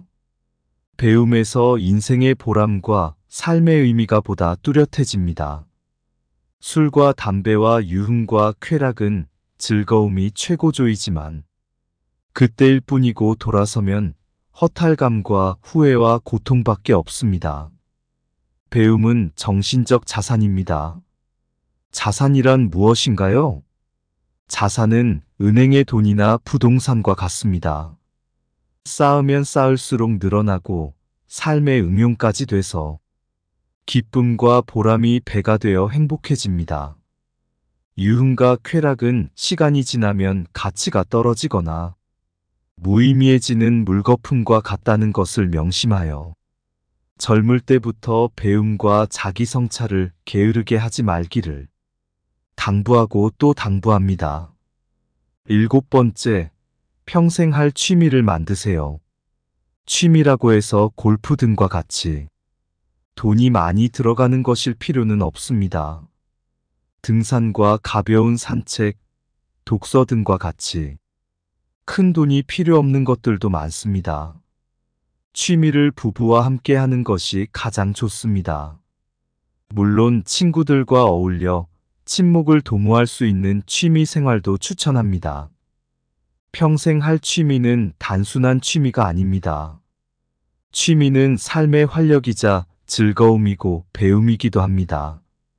취미에서 자연스레 즐기고 연구하다 보면 전문성을 갖게 되고 제2의 직업이나 부업이 될 수도 있습니다.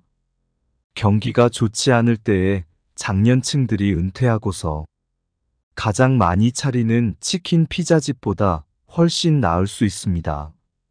그리고 취미는 배우자가 저 세상을 떠나거나 자녀가 멀리 떨어져 있더라도 나를 지탱할 수 있는 삶의 유일한 낙이 될 수 있습니다. 산다는 것은 삶의 의미가 있음을 느낄 때 가장 행복해집니다. 8번째, 일기를 쓰고 기록을 남기세요.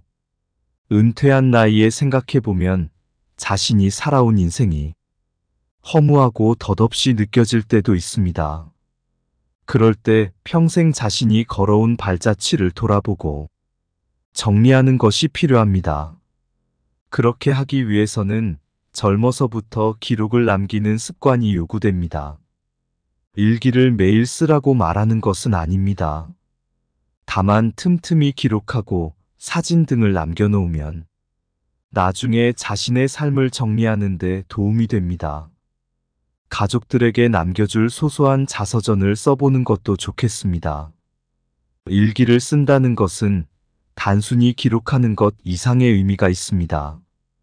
그것은 바로 자기 자신을 스스로 성찰하는 나와의 진솔한 만남이기 때문입니다. 나와의 진솔한 만남에서 나이가 들어서도 외롭지가 않습니다. 9번째, 좀 더 도전하고 여행을 많이 하세요. 그렇습니다. 평생 살아오면서 가장 후회하는 것 중 하나가 도전을 하지 않았던 사실이라고 답했습니다. 이어 여행을 떠나지 않았던 사실을 안타까워했습니다. 자식 키우고 회사 일을 하느라 여유가 없었을 것입니다. 그래도 다른 돈을 아껴서 여행을 떠나라고 선배들은 조언합니다. 자식들 과외 하나 줄이고 그 돈으로 여행을 즐기라고 조언합니다. 10번째, 40대 때에 반드시 명예퇴직에 대한 준비를 하세요. 대부분의 3040대가 놓치고 있는 것은 자신이 현재 살고 있는 안정된 삶이 언제까지도 보장된다고 생각합니다. 하지만 당신도 잘 알고 있듯이 현재의 베이비붐 시대에 할 수 있는 건 치킨집, 피자집밖에 없다는 것. 당신의 40대 때 50, 60대의 삶을 준비해 놓지 않는다면 당신은 4만 개가 넘는 치킨집 중 하나의 사장이 될 뿐입니다. 11번째, 돈이 돈을 벌어다 주는 시스템을 빨리 만드세요. 우리는 그저 직장 생활에 충실히 하고 열심히 저축하면 자연스레 풍족한 생활을 할 수 있을 것이라는 생각을 했던 시대였습니다. 그러나 IMF를 맞이하고 미국발 금융위기를 맞이하면서 세상이 결코 나 혼자 열심히 산다고 해서 되는 것이 아님을 깨달았습니다. 그때 나는 현실을 깨달았습니다. 은행과 회사와 심지어 국가까지도 믿을 수 없다는 것을, 나를 지키는 것은 오로지 내 자신일 뿐이라는 것을. 그러기 위해 노년이 되기 전에 경제적 자유인이 되기 위한 계획을 세우세요. 주위의 소중한 분들에게도 공유해 주시면 좋을 것 같습니다. 한 번 더 들으시면 가슴에 더욱 새겨질 것입니다. 반복 재생합니다. 여러분들 여행 많이 다녀보셨죠?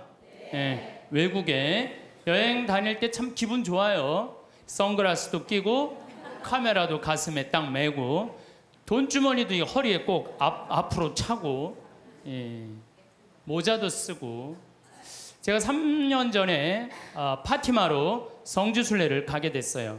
한 60분, 전국에 60분하고 성지순례를 가게 됐어요. 전국에서 오니까 시간들이 다 각자잖아요. 2시간 전부터 모이라고 그랬는데 착한 사람들이 참 제 시간에 다 왔어요.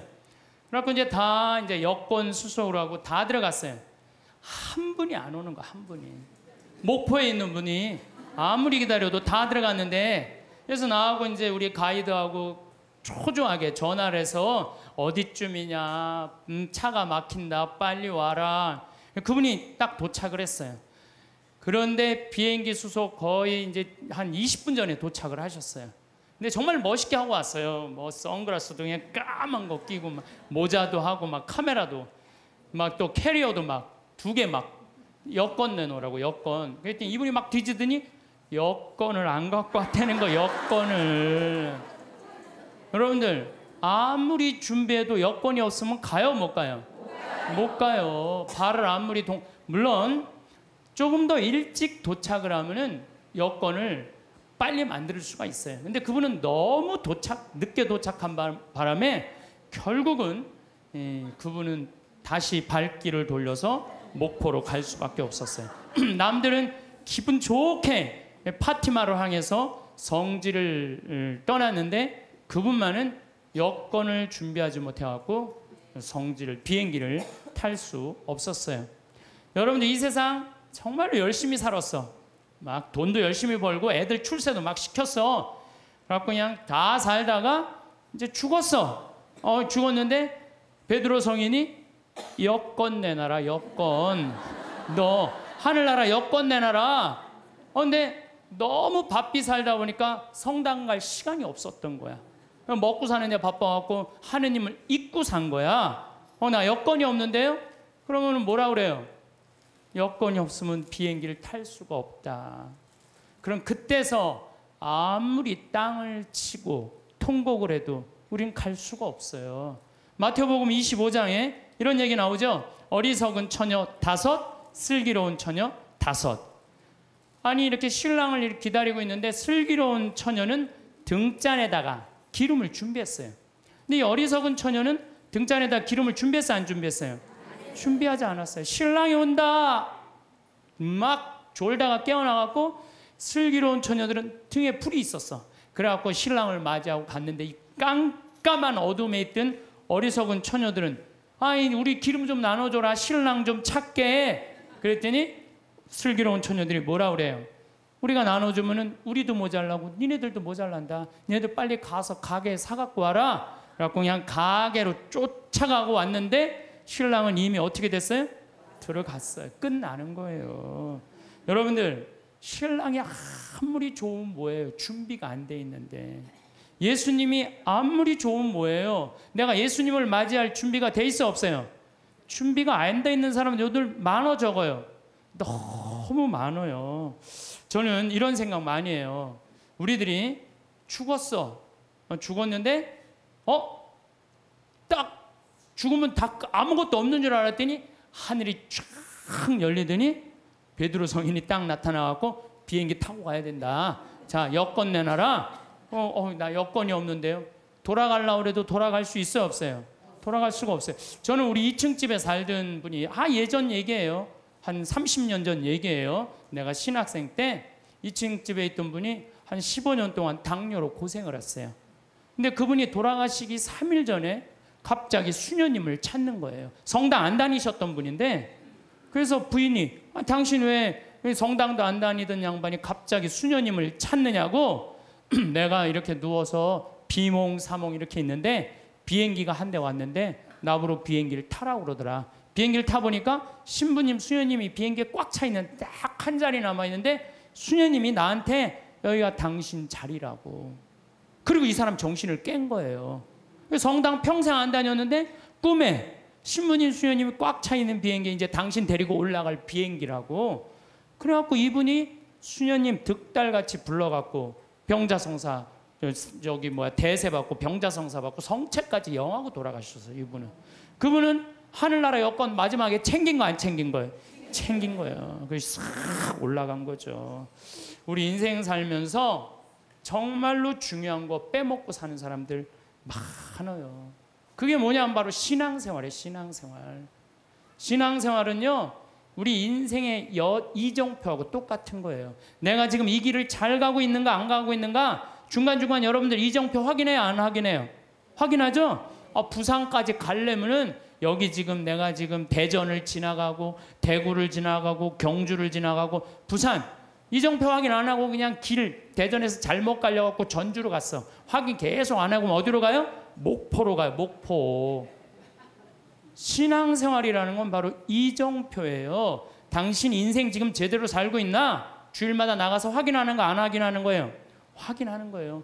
요즘 인생 이정표 없이 살다가 깜깜한 어둠을 헤매는 사람들 텔레비 속에 많이 봐요, 안 봐요? 많이 보죠? 돈이 너무 많으니까 이 돈을 어떻게 주체할 수 없으니까 무슨 버진 아일랜드인가 어디에다가 회사 차려놓고 그냥 세금 떼어먹고 깜깜한 어둠 속을 헤매는 사람들 많아요. 성당 나가면서요, 내가 제대로 살고 있나 안 살고 있나 이거 확인하는 거, 이거 정말로 중요한 분. 제가 정말로 존경하는 우리 교구 신부님이 한 분 계세요. 최재용 바르톨로메오 신부님이라고. 이분은 이제 은퇴하셨어요. 나이가 70이라. 날개만 안 달렸지 천사야, 천사. 제대에서 이분이 미사를 이렇게 봉헌하는 걸 보면은 저분이 천사지. 후배 신부들 사랑하고 선배 신부님들 깍듯이 모시고, 정말로 나하고 똑같이 위암 수술한 선배 신부님인데 여러 가지로 선배죠. 너무 존경스러워요. 근데 이분이 어머니가 2011년 1월 9일 날 돌아가셨어요. 근데 어머니가 93살에 돌아가셨어요. 93살. 얼마 전에는 우리 교구 신부님 어머니가 100살에 돌아가셨어요. 100살. 요즘 안 죽어요. 요즘. 여러분들은 몇 살까지 살 것 같아요? 여러분들은 110살, 120살까지 살아요. 며칠 전에 미국에 살던 분이 저한테 내셔널 지오그래픽 잡지를 하나 보냈어요. 지금 태어난 애들은 정확하게 120살까지 산대요. 그 내용이 참 큰일이죠.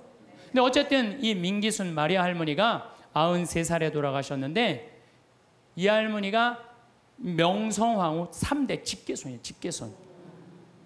그리고 이 집은 신앙이 얼마나 좋은지 신부님 외할아버지가 그 용인 천리성당 옛날에 초대 본당 회장이었는데 멀리에 성당이 있었어요. 집이 있었어. 큰 집이. 근데 매일 미사 참여하고 싶어갖고 성당 바로 앞에 조그만 집에 있는 교우하고 집을 바꿨어요.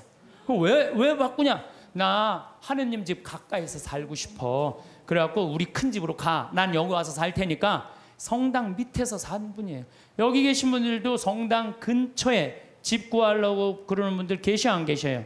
계시죠? 그런 분들 하늘나라 여권 늘 챙기는 분들이에요. 하늘나라 여권.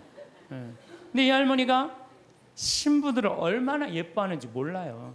저도 이제 할머니 이제 집에 한번 놀러를 간 적이 있는데 자기 아들 만지듯이 나를 막 얼굴을 쭈물 누면서 신부님 내가 평화방송 맨날 본다고 내 신부님 팬이라고 삼계탕을 만들어 주시는데 얼마나 맛있든지. 하여튼 사제라면 정말로 당신 아들같이 사랑하는 사랑이 정말로 많은 할머니였어요. 이 할머니가 이제 6남매를 낳는데 제일 큰 아들이 신부가 된 거예요. 그것도 이 신부가 할머니가 옛날에 결혼했는데 5년 만에 생긴 아들이에요. 5년 만에. 그걸 또 하느님한테 봉헌한 거죠. 정말 기가 막힌 할머니야. 근데 이제 할머니가 이제 돌아가실 때쯤 돼갖고 신부님이 갖고 마지막 병자성사를 해주는데 할머니가 묵주를 이렇게 붙들고 계시더래요. 근데 아들이 이제 가니까 할머니가 마지막 눈을 싱겁게 뜨면서 아들을 보면서 어떻게 돌아가셨는지 알아요?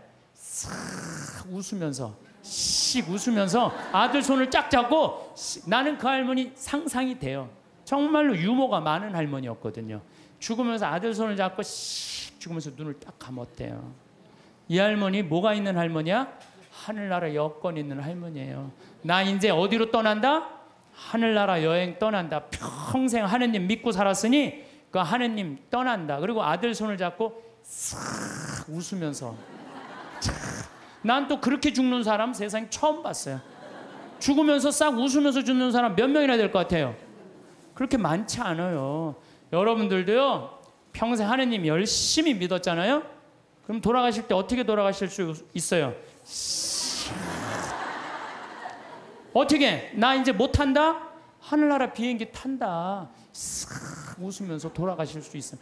저는 그게 참 저한테 굉장히 묵상거리예요. 하늘나라 여권 있는 사람들은요, 죽는 게 하나도 안 무서워요. 이제 비행기만 타면 어디로 가? 하늘나라 올라가는 거야. 근데 뭐가 무서울 게 있다고. 안 죽으려고 빠둥빠둥거리고 그래요. 나 조금 있으면 이제 하늘나라 타고 올라가는 건데. 여러분들, 어느 날 거미가 나뭇가지에서 쫙 줄을 타고 내려와 갖고 집을 졌어요. 쫙 집을 졌어. 이 육각형 정방향으로 싹 집을 졌어. 이 큰 나뭇가지 밑이니까 공간도 넓고, 이 거미줄을 쳐놓으니까 뭐 나방도 와서 붙고 파리도 와서 붙고, 그냥 돌아다닐 때마다 너무 기분이 좋은 거야, 거미가. 그래서 그거 다 거미줄로 말아서 침해갖고 발라갖고 그냥 때 따라 철 따라 찾아 먹으니까 이 거미가 너무 행복했어요. 근데 오늘같이 이렇게 안개가 자욱한 날 거미줄 손을 보려고 쫙 다녀봤어. 근데 끊어진 것도 있고 이러는데 하늘로 이렇게 줄이 하나 나 있는 게 눈에 거슬리는 거예요. 이게 뭐지? 이건 다른 거미줄하고 연결도 안 돼 있어갖고 여긴 파리도 안 붙겠네, 나방도 안 붙겠네. 이런 쓸데없는 줄은 끊어버려야지. 자기가 나뭇가지에서 타고 내려온 그날을 까먹은 거, 이 거미줄이. 거미가. 그래갖고 그냥 그 거미줄을 딱 끊어버린 거야. 끊으니까 어떻게 돼요? 땅바닥에 떨어져갖고 그냥 지나가는 짐승 발에 밟혀서 자기도 죽고 그 화려한 넓은 거미줄도 다 요절이 나는 거죠. 여기 계신 저나 여러분들 누구 타고 내려왔어? 하느님 타고 내려온 거예요. 그래갖고 처음에 성당 다닐 때는 모든 게 다 하느님이 은총인 것 같아. 그래갖고 하느님한테 감사도 드리고 매일 미사 참여도 하고 주일 미사도 가고 막 돈도 또 너무 잘 벌려. 성당 나가다 보니까 하느님 축복 받아갖고. 근데 벌려도 너무 많이 벌리면 문제가 돼요. 왜? 주일날도 아까우네. 내가 이거 주일날 가게 문 안 닫고 나가면 돈 더 벌 수 있을 텐데. 돈에 살살 눈이 멀으면 어떻게 돼요? 헌금 내는 것도 아까운 거야. 주일 헌금 내는 것도 아까운 거야. 요즘 신천지에서 이제 천주교 교우들 그만 포섭하라고 명령 떨어졌다고 그러더라고요. 여러분들 그거 알아요? 몰라요? 신천지에서 천주교 신자들 많이 포섭해 갔는데 아이 헌금을 1,000원밖에 안 낸대잖아요. 그래갖고 신천지에서 명령을 내렸대. 이제 천주교 신자 포섭하지 말아라. 그래서 이제 뭐 신천지 때문에 스트레스 받을 거 하나도 없어요. 예. 헌금 내는 것도 아깝고 교무금 내는 것도 아까운 거야. 11조 내는 것도. 더욱이 내가 돈이 많으니까 성당 질 때마다 회장들이 와서 더 내라고 그러네. 신부님도 날 보면 더 내라고. 그냥 점점 성당이 부담스러운 거. 내 돈 뺏기는 것 같으니. 그래서 점점 성당을 나가기 싫어. 근데 새로 본당 신부님이 오셨는데 마음에 안 들어도 너무 마음에 안 드는 신부님이 온 거야. 강론도 정치 얘기만 하고 사회 얘기만 하고 마음에 안 드는 거야. 냉담 핑계로 최고로 좋은 핑계가 뭐예요? 본당 신부예요. 나 본당 신부가 마음에 안 들어서 성당 안 나간다. 여러분들 본당 신부가 여러분들 하느님하고 인연 끊는데 그게 이유가 된다는 건 말이 안 돼요. 본당 신부가 마음에 안 들면 보좌 신부 미사에 나가면 되잖아요. 그렇잖아요. 아니 보좌 신부도 마음에 안 들면 옆 성당 나가면, 요즘 성당이 얼마나 많아요. 조금만 가 옆 성당인데 그게 뭐가 이유가 돼요.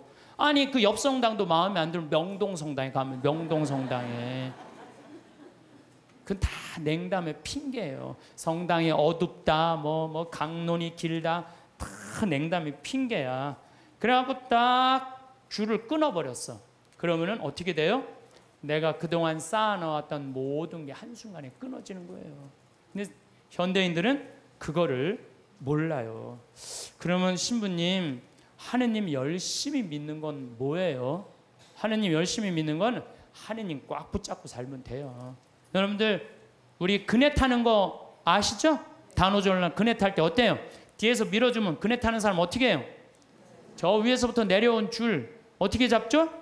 꽉 잡고 있어요. 그래갖고 뒤에서 밀어주면 그 줄만 잡으면 웬만하면 안 떨어져요. 근데 그냥 그네 탈 때 자기 좋다고 그냥 뒤에서 밀어주는데 줄 안 잡고 있으면 어떻게 돼요? 하늘로 날아가는 거예요. 날아가고 떨어져갖고 그냥 얼굴 코뼈 깨지고 그냥 눈알 그냥 막 그냥 쓸리고 막 이러는 거예요. 하느님 믿는 거는 어떻게 믿어야 되느냐? 꽉 잡아야 돼요. 하느님 꽉 잡는 방법은 뭐예요? 레저 활동 열심히 하고 성령 기도해 나가고 성당에 전례 봉사하고 반모임 열심히 나가고 매일 미사 나가고 이게 하느님 꽉 붙잡고 사는 거예요. 근데 요즘 현대인들은 내가 보기에는요 하느님 꽉 붙잡고 사는 사람 별로 없어요. 다 그냥 줄 흔하게 잡고 떨어지려면 떨어져라. 난 하늘로 날아가고 싶다. 그런 사람들 너무 많습니다. 요한복음 15장에 보면은 예수님이 나는 참 포도나무요 너희는 가지로다 이 얘기를 해요. 내 안에 머물러라. 나도 너희 안에 머무르겠다. 가지가 포도나무에 붙어 있지 않으면 스스로 열매를 맺을 수 없는 것처럼 너희도 내 안에 머무르지 않으면 열매를 맺지 못한다. 너희는 나 없이 아무것도 하지 못한다. 우리는 누구 옆에 꽉 붙잡고 살아야 돼? 예수님 꽉 붙잡고 살아야 돼요. 근데 그냥 예수님이 주일날 나가는 거 귀찮다고 본당 신부 강론이 마음에 안 든다고 줄 놔버리면은 우리는 그냥 끝나는 거예요. 제가 얼마 전에 세례받고 신학교 가고 그 다음에 거기서 신부된 수원교구 조원동 주교자 성당에 강의를 가게 됐어요. 근데 보통 출신 성당에 강의 잘 안 가요. 왜? 어렸을 때 나 코 올리고 맨날 나 사고 치고 다녔던 거 다 본 분들이 그냥 다 아직도 있는데 그 성당에 왜 가요? 동창 신부들도 그러더라고요. 야, 너 그 출신 성당에 가서 강론하는 거 아니야. 예수님도 예언자 고향에서 존경받지 못했다는데 네가 뭐라고 그냥 거기 출신 본당에 가서 강의하느냐? 그러길래 내가 한마디 했어요. 나는 걱정 하나도 없다. 나는 예언자가 아니다. 예수님은 예언자시지만 나는 그냥 일갓 하나의 그냥 신부다, 신부. 이제 강의를 갔어요. 강의를 갔는데 정말로 30년 전에 본 사람이 그대로 다 있는 거예요. 하나도 안 죽고 다. 처음에는 당황스럽더라고요. 왜? 내가 중학교 1년 때 맨날 코 올리고 그냥 다녔던데 그냥 아줌마들이 그냥 다 그냥 그대로 다 있는데 그분들한테 강론한다는 게 쉽지가 않더라고요. 근데 이제 강의가 이제 2시간 강의가 끝났는데 정말 기가 막히게 예쁜 아줌마가 정말 곱더라고요. 날 보더니 신부님 저 아시겠느냐고. 얼굴은 분명히 알겠는데 누구 엄마인지를 모르겠는 거야. 누구 엄마인지를. 나 기억이 난다고. 그랬더니 알긴 뭘 아느냐고. 나 누구 엄마라고. 그랬더니 어렸을 때부터 같이 자랐던 친구 엄마야. 근데 나는 정말 아줌마인 줄 알았어요. 몇 살이냐 그러니까 78이래. 78. 내가 이렇게 계산을 해봤어요. 내가 중학교 1학년 때부터 본 아줌마니까 내가 43살부터 봤더라고 그 아줌마를. 근데 그때 모습이나 지금이나 안 변했어. 참 요즘은 늙어도 늙은 것 같지가 않아서 걱정해요. 근데 어쩜 그렇게 이쁘고 고운지. 근데 내가 그분한테 감동받은 건 다른 게 아니에요. 그때도 성당 열심히 나가더니 30년이 지난 지금도 어때? 열심히 나가는 거야. 성당 열심히 다니는 사람은 얼굴이 달라도 달라요. 늙어도요 추하게 안 늙어요. 성당 열심히 다니는 사람 이뻐요. 이뻐. 그렇게 이쁘더라고요. 보면서. 또 제가 얼마 전에 평택 비전동 성당 내 첫 본당 신부했던 데를 초청을 해서 주일날 갔어요. 평일날은 뭐 가끔 갔었지만 주일날은 처음 간 거예요. 성당이 1000명도 도왔어요. 성당이. 근데 그 앞에 앉은 사람 보니까 17년 전에 앉아있던 사람이 그대로 앉아있더라고요. 이게 무슨 얘기냐면은 하느님 믿는 거는 변함이 없어야 돼요.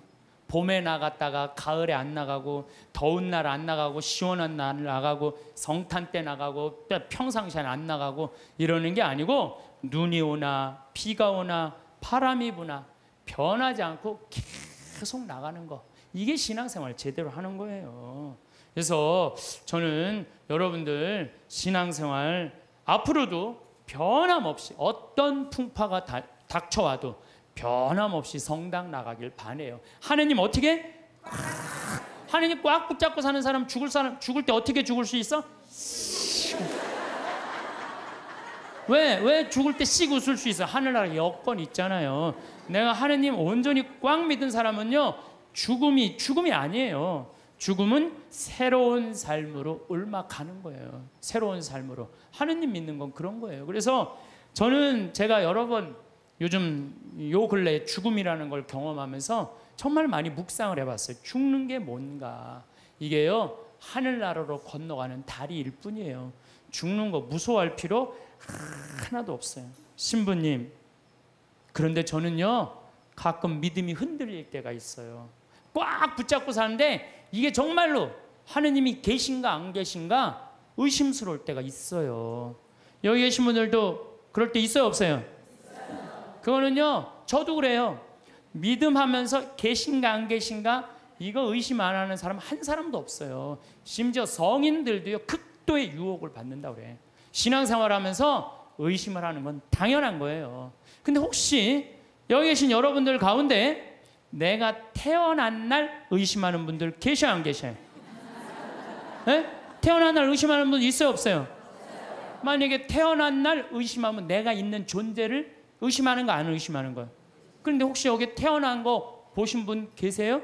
내가 엄마 태를 열고 나올 때 피를 뒤집어 쓰고 딱 나오는 순간 엄마가 나를 안고 빵긋 웃었던 그 모습 기억나요, 안 나요? 기억 안 나죠? 그런데도 네 생일이 6월 7일이다. 그러면 그날이 내 생일인 줄 다 알아요. 이 엄마가 내 엄마일까? 이거 의심하는 사람 없어요. 여러분 혹시 이 엄마가 내 엄마일까? 이렇게 의심한 적 있어요, 없어요? 요즘은 하도 텔레비에서 엄마가 많이 바뀌는 드라마가 많이 나와갖고 텔레비가 사람 망쳐놓는다니까. 그건 극히 드문 거고요. 다 여러분들 엄마가 배 아파서 다 난 거예요. 근데 여러분들 생일상 받은 날 맨날 엄마 나 난 거 맞아? 이놈의 새끼야, 내가 너 배 아파서 났어. 내가 너 난 거 믿어. 근데 내가 본 적이 없어서 난 믿음이 안 생기는데. 신앙도 똑같아요. 하느님이 나 빚어 만드는 거 나 본 적 없어. 그래도 내가 너를 빚어 만들었다. 하느님이 그렇게 말했으면 믿어야 돼, 안 믿어야 돼? 믿어야 돼요. 근데 그냥 맨 하느님 미사 할 때마다 하느님 계신 거 맞아? 맞아? 맞아? 이러면 하느님한테 두들겨 맞아? 안 두들겨 맞아요? 하느님한테 두들겨 맞아요. 더욱이 우리 하느님은 당신의 아들을 역사 안으로 보내셨어요. 제가 참 이런 우리가 글이 생긴 게 1000년 전이야. 1000년 전. 1000년 전이 글이 생겼는데, 그러니까 이때부터는 역사가 기록이 된 거예요. 부처님이 예수님 탄생 624년경에 오셨어요. 예수님 탄생하시기 전에. 그 다음에 부처님이 한 570년경에 오셨어요. 570년경. 그 다음에 예수님을 기점이야. BC라는 게 Before Christ, 예수님 오시기 전 570년에 공자님이 오셨고, 예수님 오시기 전 624년경에 부처님 오셨어요. 그 다음에 이제 AD, 이거를 기원 후란 안노 도미노라고 그래요. 이게 안노 도미노. 예수님의 해라는 거예요. 주님의 해라는 뜻이야. 그리고 마호메트는 몇 년에 왔냐면 571년에 왔어. 571년에. 예수님이 기점. 예수님 탄생 624년. 나는 여러분 혹시 공자님 의심하는 분들 계세요? 역사 안에 오신 거? 의심 안 하죠? 공자님 왔다 가시고 거기에 다 있잖아요. 공자님 얘기요. 부처님 혹시 여러분 왔다 가신 거 의심하는 분 계세요? 없어요. 시달타라고 왕으로 왔다 갔어요. 예수님도 역사 안에 왔다 가고 마호메트도 역사 안에 왔다 갔어요. 근데 가끔 정말로 무식한 종교 지도자를 만나는 정말 어처구니 없는 사람들은 부처님 없다 이거야. 공자님 없다 이거야. 마호메트 없다 이거야. 우리 예수님만 있다 이거. 예수님만. 이건 말도 안 되는 얘기예요. 선택의 문제, 선택의 문제. 예수님, 부처님을 아니 그러면은 예수님 오기 전에 있던 사람들은 구원 하나도 없어요? 여러분들 한번 생각해봐요. 예수님 탄생하기 전에 인도에 있는 사람들은 하나도 구원 못 받아요? 아니 한번 생각을 해봐요. 가끔 정말 어처구니 없는 사람, 그런 사람 구원 못 받는데 그거는 하느님이 결정할 일이지 내가 결정할 일이 아니에요. 교회는요 그런 사람에게도 구원 있다고 얘기해요. 우리 교회는. 왜? 교회 밖에도 구원이 있다는 거예요. 교회 안에만 구원이 있는 게 아니라는 거예요. 아니 저 아프리카의 원주민들은 평생 예수님 얘기 하나도 들어본 적이 없는데 그러고 죽었어. 착하게 열심히. 그럼 그 사람 구원 있어요 없어요? 있는지 없는지는 우리는 잘 몰라요. 근데 누구한테 유보해 줘야 돼? 하느님한테 유보해야 돼. 구원을 결정하는 건 내가 하는 게 아니에요. 누가 결정하는 거예요? 하느님이 결정하는 거예요. 제가 여러분들에게 드리고 싶은 말씀은 예수님 역사 안에 왔다 가셨다는 거. 역사 안에 그 예수님을 보고 베드로가 탄생한 거예요.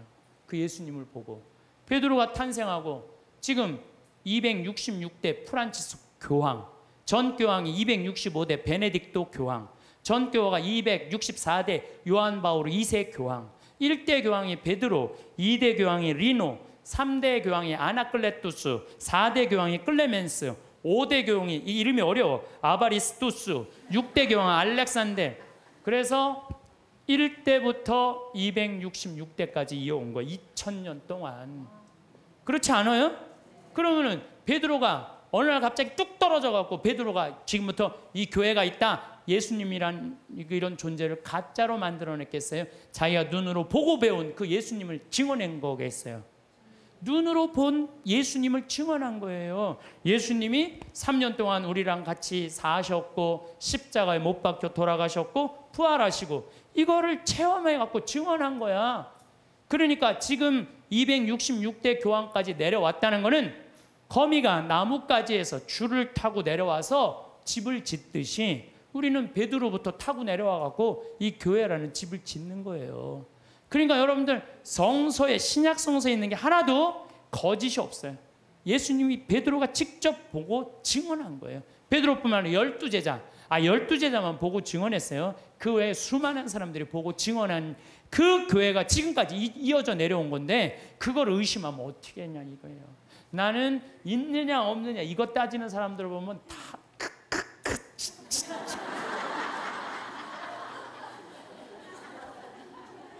가슴이 답답해요. 어떻게 그렇게 의심이 많아요? 하느님은 우리를 지어내신 조물주시고 창조주셔요. 그냥 꽉 붙잡고 살면 돼요. 내가 태어난 날 본 사람 없어. 네 생일이 6월 7일이다. 내 생일이 6월 7일이에요. 내 생일이. 그래서 6월 7일이다. 6월 7일인지 믿는 거예요. 정화상 성인은 감옥에서 쓴 책 상대상서에서 이런 글을 써요. 사람이 한 편의 걸작이나 한 편의 명화를 보면 존경하고 예찬하듯이 우주 만물에 한없이 많고 아름다움도 하나의 걸작이고 명화일진데 드물게도 그것을 만든 이가 누구인지를 묻지 않으면 어떤 이유인지 모르겠습니다. 우리가 모나리자, 레오나르도 다빈치가 그렸다 그러면 레오나르도 다빈치가 그린 줄 아는 거예요. 경복궁 이거 진 사람 있다 그러면 경복궁 진 사람 있는 거예요. 이 우주 만물, 얼마나 저 산은 얼마나 아름다워요. 아름답죠? 저 물 한 개 피는 거 봐요. 구름 얼마나 아름다워요. 저 아름다운 걸 보면서 이 우주 만물의 지은 이가 누구인지를 묻지 않으면 얼마나 답답하냐 이거예요. 그래서 여러분들 이 우주 만물을 만드는 창조주가 있다는 거예요. 그게 바로 하느님이라는 거예요. 심지어 칸트라는 철학자는 참 재미난 얘기를 했어요. 뭐 그 사람이 순수이성 비판, 실천이성 비판, 판단력 비판 그런 철학 이렇게 두꺼운 걸 썼어요. 근데 그 내용 중에 하나가 절대 도덕 명령이라는 걸 해요. 사람은 무조건 착한 일을 해야 된다. 이걸 자기 철학 논리에 주장을 해요. 그런데 가만히 보니까 정말로 착하게 사는데 이용만 당하고 괴로운 사람 있어요, 없어요? 있죠? 여러분들 살다 보면 정말 착한데 이용만 당하고 사기 당하고 그냥 고통스럽게 사는 사람이 있어. 그 사람한테 그래 너 그래도 착하게 살아, 착하게 살아, 착하게 살아. 나 이렇게 착하게 살아 괴롭기만 한데, 근데 또 한편 정말로 나쁜 짓만 골라 사는 사람들이 있어요. 그런데 보면은 아주 떵떵거리고 잘 살아. 저 사람은 나쁜 짓 하는데 저렇게 떵떵거리고 잘 사는데 난 착한데 이렇게 괴롭게 살아. 너 그래도 계속 착한 일 하라고 얘기할 수 있어? 이제 칸트가 가만히 있어봐. 그러게 그러면 안 되지. 그러면 안 되겠다 야. 착한 일을 하면서 끝까지 착하게 산 사람은 마지막 날 하느님이 거기에 대한 보상을 다 해준다. 악한 일을 한 사람은 마지막에 악한 대가를 다 치르게 한다. 그래서 실천이성 비판이라는 데선 그 하느님이 좀 있어줘야 되겠다. 양심의 기준을 세우기 위해서. 그래갖고 그 사람이 마지막에는 하느님의 신의 존재가 있어야 되겠다 그래요. 뭘 그걸 그렇게 어렵게 설명을 해. 우리 4대 교리에 있는데 상, 선, 벌, 악. 착한 일을 한 사람은 상을 받고 악한 일에서 벌 받는 거. 마지막 날이요 착한 일을 한 사람은 거기에 합당한 보상을 하느님이 다 해주셔요. 근데 악한 일만 하고 나쁜 짓만 골라서 하고 요즘 텔레비 보면요 정말로 내가 보기에는 돈이 여러분 한 20억만 있으면 되지 않아요? 20억? 아유 시부님 20억이라도 2억이라도 있었으면 좋겠어. 2억이라도. 근데 뭐 무슨 전임 대통령이 뭐 그 추징금을 뭐 2천억인가 뭐 했는데 그 중에 많이 냈더라고요. 231억을 아직 안 냈대요. 231억을. 나는 그 앞에 200자만 빼고 31억만 좀 내갖고 좀 참. 저는 그 요즘 그 전 대통령, 전임 대통령들 그 추징금 안 내는 거 보면은요 참 가슴이 아파요. 아무리 출세하고 대통령이 되면 뭐예요? 끝이 얼마나 비참해요. 여러분들 그렇게 사는 게 나아요? 정말로 양심의 하느님 뜻에 따라 그냥 행복하게 사는 게 나아요. 요즘은요 출세하는 거 여러분들 옛날에 못 먹고 못 살 땐 출세하는 게 좋았어요. 출세했어야 돼. 억울하고 분해갖고. 근데 요즘 집에 차 없는 사람들 없어요. 옛날에 여러분들 아침에 자고 일어나면 밤에 목마르면 먹으려고 물 떠놓은 거 꽝꽝 얼어있어요 안 얼어있어요? 나도 어렸을 때 아침에 그냥 물 먹으려고 보면 이게 꽝꽝 얼어있어요. 옛날에는 웬만한 집들은 다 그랬어요. 근데 요즘 어때요? 다 먹고 살면 이제 출세 안 해도 돼요. 나는 출세하는 거 하나도 안 부러워요. 우리나라 대통령들은 다른 나라 대통령에 비해서 끝이 좋은 대통령이 하나도 없어요. 지금까지. 정말 그렇지 않아요? 뭐 그냥 그 사랑하는 그냥 저기 뭐 중앙정보부장한테 그냥 마지막에 총 맞아 죽고, 두 대통령은 감옥에 가고, 또 두 대통령 아들들 다 감옥에 갔어. 아들들. 그렇잖아요. 또 한 대통령 그냥 바위에서 뛰어내려서 돌아가시고, 그냥 또 그냥 요 최근에 대통령은 그냥 아들이 안 되니까 형이라도 다녀오라고 그냥 형 보내고 그냥. 참 뭐가 좋아요? 출세하는 게. 그냥 양심껏 사는 게 제일 좋아요. 양심껏 사는 게. 그러니까 여러분들 출세하는 거 하나도 부러워하지 말아요. 어쨌든 착하게 산 사람은 상을 받고 악하게 산 사람은 벌을 받아야 된다는 거예요. 그러기 위해서 누가 있어줘야 된다? 하느님이 있어줘야 된다. 하느님이. 세상 만물 질서정연하게 돌아가는 이유도 질서의 하느님께서 세상의 질서를 세워주셨기 때문에 우리가 살 수 있는 거예요. 이러한 증거로 하느님의 존재를 알 수 있으며, 하느님의 은총이 온 세상, 온 만물에, 또한 태어나 죽는 날까지 우리에게 머물러 계시니, 저는 이 말 정말로 인정해요. 하느님의 은총이 온 세상, 온 만물에 머물러 있는 거예요. 여러분들, 지금 어젯밤에 비가 여기 강원도에 한 10mm 정도 왔어요. 비가 1mm 오면은요, 경제적인 효과가 280억이래요. 기상청에서 발표했더라고, 얼마 전에. 10mm가 오면 얼마가 오느냐면 2,800억이 하늘에서 쏟아지는 거예요. 그러니까 여러분들 비한테 반말하면 안 돼요.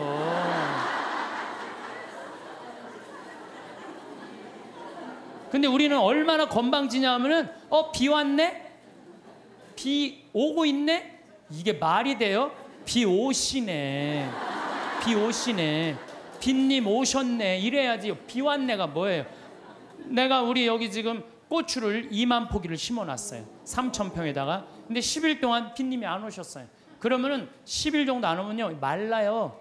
마르기 시작하면요 고추가 마르는 게 아니라 내가 입이 바짝 내가 말라요. 감자, 옥수수 지금 3,000평, 5,000평 다 심어놨어요. 근데 어젯밤에 이렇게 누워서 자는데 빈님 오는 소리가 들리더라고요. 난 미소가 싹 젖이는 거예요. 하느님 감사합니다. 우리 고추들이 싱싱하게 자랄 수 있도록 빈님을 내려주셔서 감사합니다. 사실은 저 빈님한테 존댓말 하는 사람만 물을 쓸 수 있어요. 막 반말하고 비 왔네. 아유 지겨워 짜증나. 빈님이 오시는 게 얼마나 중요한데 그걸 지겹다고 그래요. 농민들한테는요 저게 생명이에요. 생명. 만약에 저걸 내가 한번 재작년인가 3년 전에 배추밭에 가을 마른 장마가 왔어요. 가을 동안 한 번도 빈님이 안 오셨어. 저 강물을 터서 하는데요. 그 전기, 노력, 돈이 얼마가 들어가는데요. 그걸 전국적으로 다 한다고 생각을 해봐요. 그러니까 1mm 오면요 280억 내려주시는 거 맞는 거예요. 그러니까 우린 빈님을 해도 어떻게? 빈님 오시네. 감사해야 돼요. 더욱이 우리 여기 지금 이 어두움을 밝히기 위해서 등을 켜놨잖아요.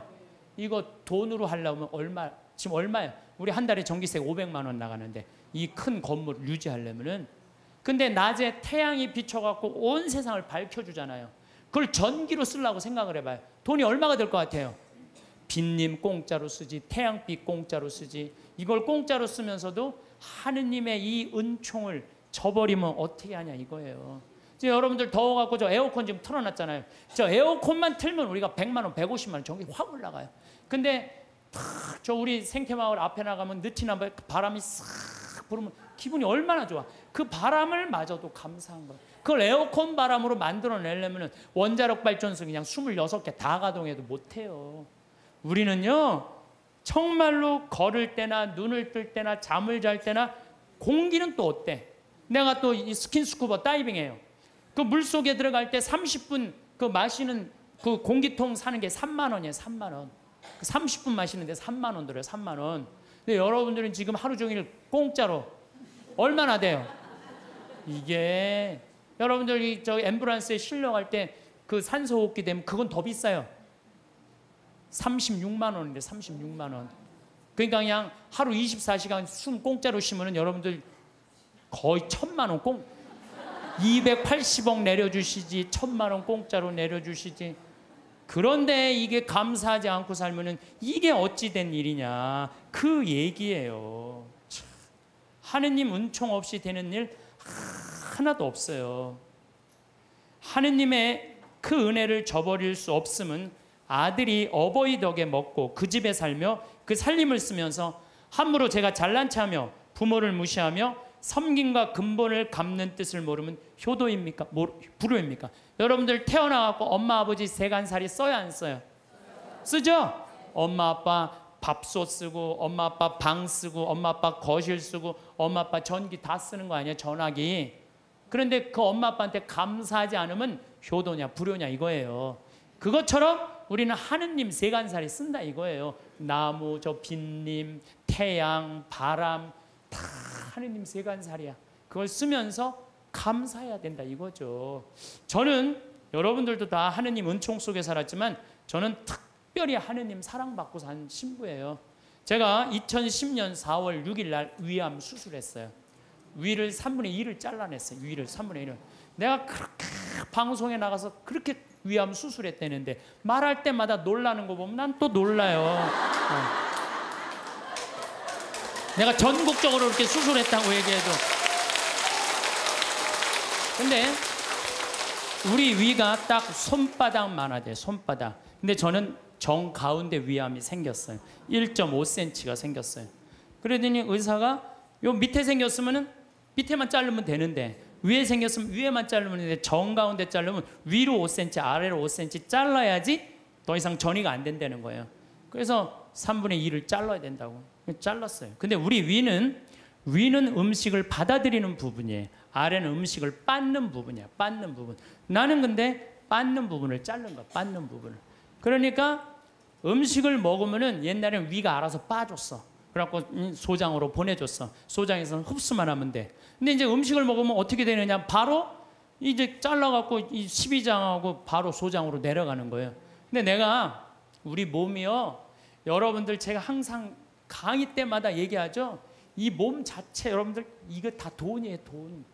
정말 기가 막힌 거예요.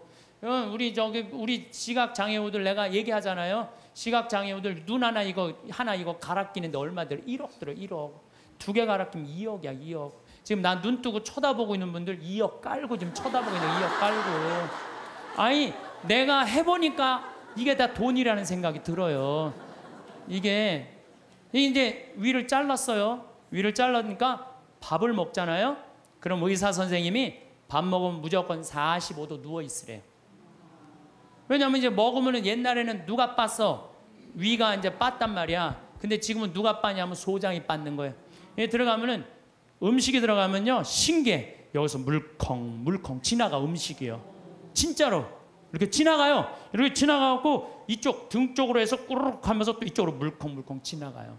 참 기가 막히더라고요. 이렇게 보면은 이렇게 꿀꿀 음식이 지나가는 소리가 들려요. 우리 몸이요 이게 다 기적이야, 기적.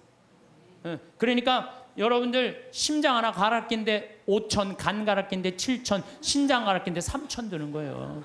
그럼 이거 2억, 이거 1억 5천, 3억 5천. 내가 요즘 이가 안 좋아갖고 이거 갈아, 이거 이제 틀니 비슷한 거 끼고 있거든요. 의사한테 물어봤어요. 이거 저기 뭐야 임플란트로 다 갈으려면 얼마냐? 이가 28개래요. 신부님 싸게 해줘서 5천 해준대. 그러면은 이거 3억 5천, 이거 5천, 4억이야, 4억. 팔 하나 갈아 낀데 400, 양팔 800, 양다리 1600. 5억에 5억. 근데 여러분들 생각을 해봐요. 얼마 전에 우리 집에 부천에서 한 아이가 정말로 잘생긴 아이가 왔어요. 근데 이 아이가 몸이 근육이 지방으로 바뀌는 병이에요. 그래서 얘는 목에 근육이 없어갖고 목을 가눌 수가 없어. 근데 평화방송에서 맨날 날 보는 게 소원인 거야. 형도 그런데 형은 이제 더 이상 움직일 수가 없대. 동생이 왔어요. 동생이 왔는데 아버지가 계속 뒤에서 목을 받쳐주고 있더라고요. 여러분들 지금요 이게 병이 들어갔고요 꼼짝도 못하는 사람도 얼마나 많은데요. 근데 그냥 내 남편 멀쩡하고 우리 애들 둘 멀쩡해. 이 멀쩡한 4명 둘러앉아 밥 먹으면요 20억이 둘러앉아 밥 먹는 5억짜리. 감사해야 돼, 안 감사해야 돼? 만약에 남편이 저녁에 퇴근해 갖고 들어와. 그럼 뭐라 그래야 돼? 5억 들어오네. 5억 어서 들어와.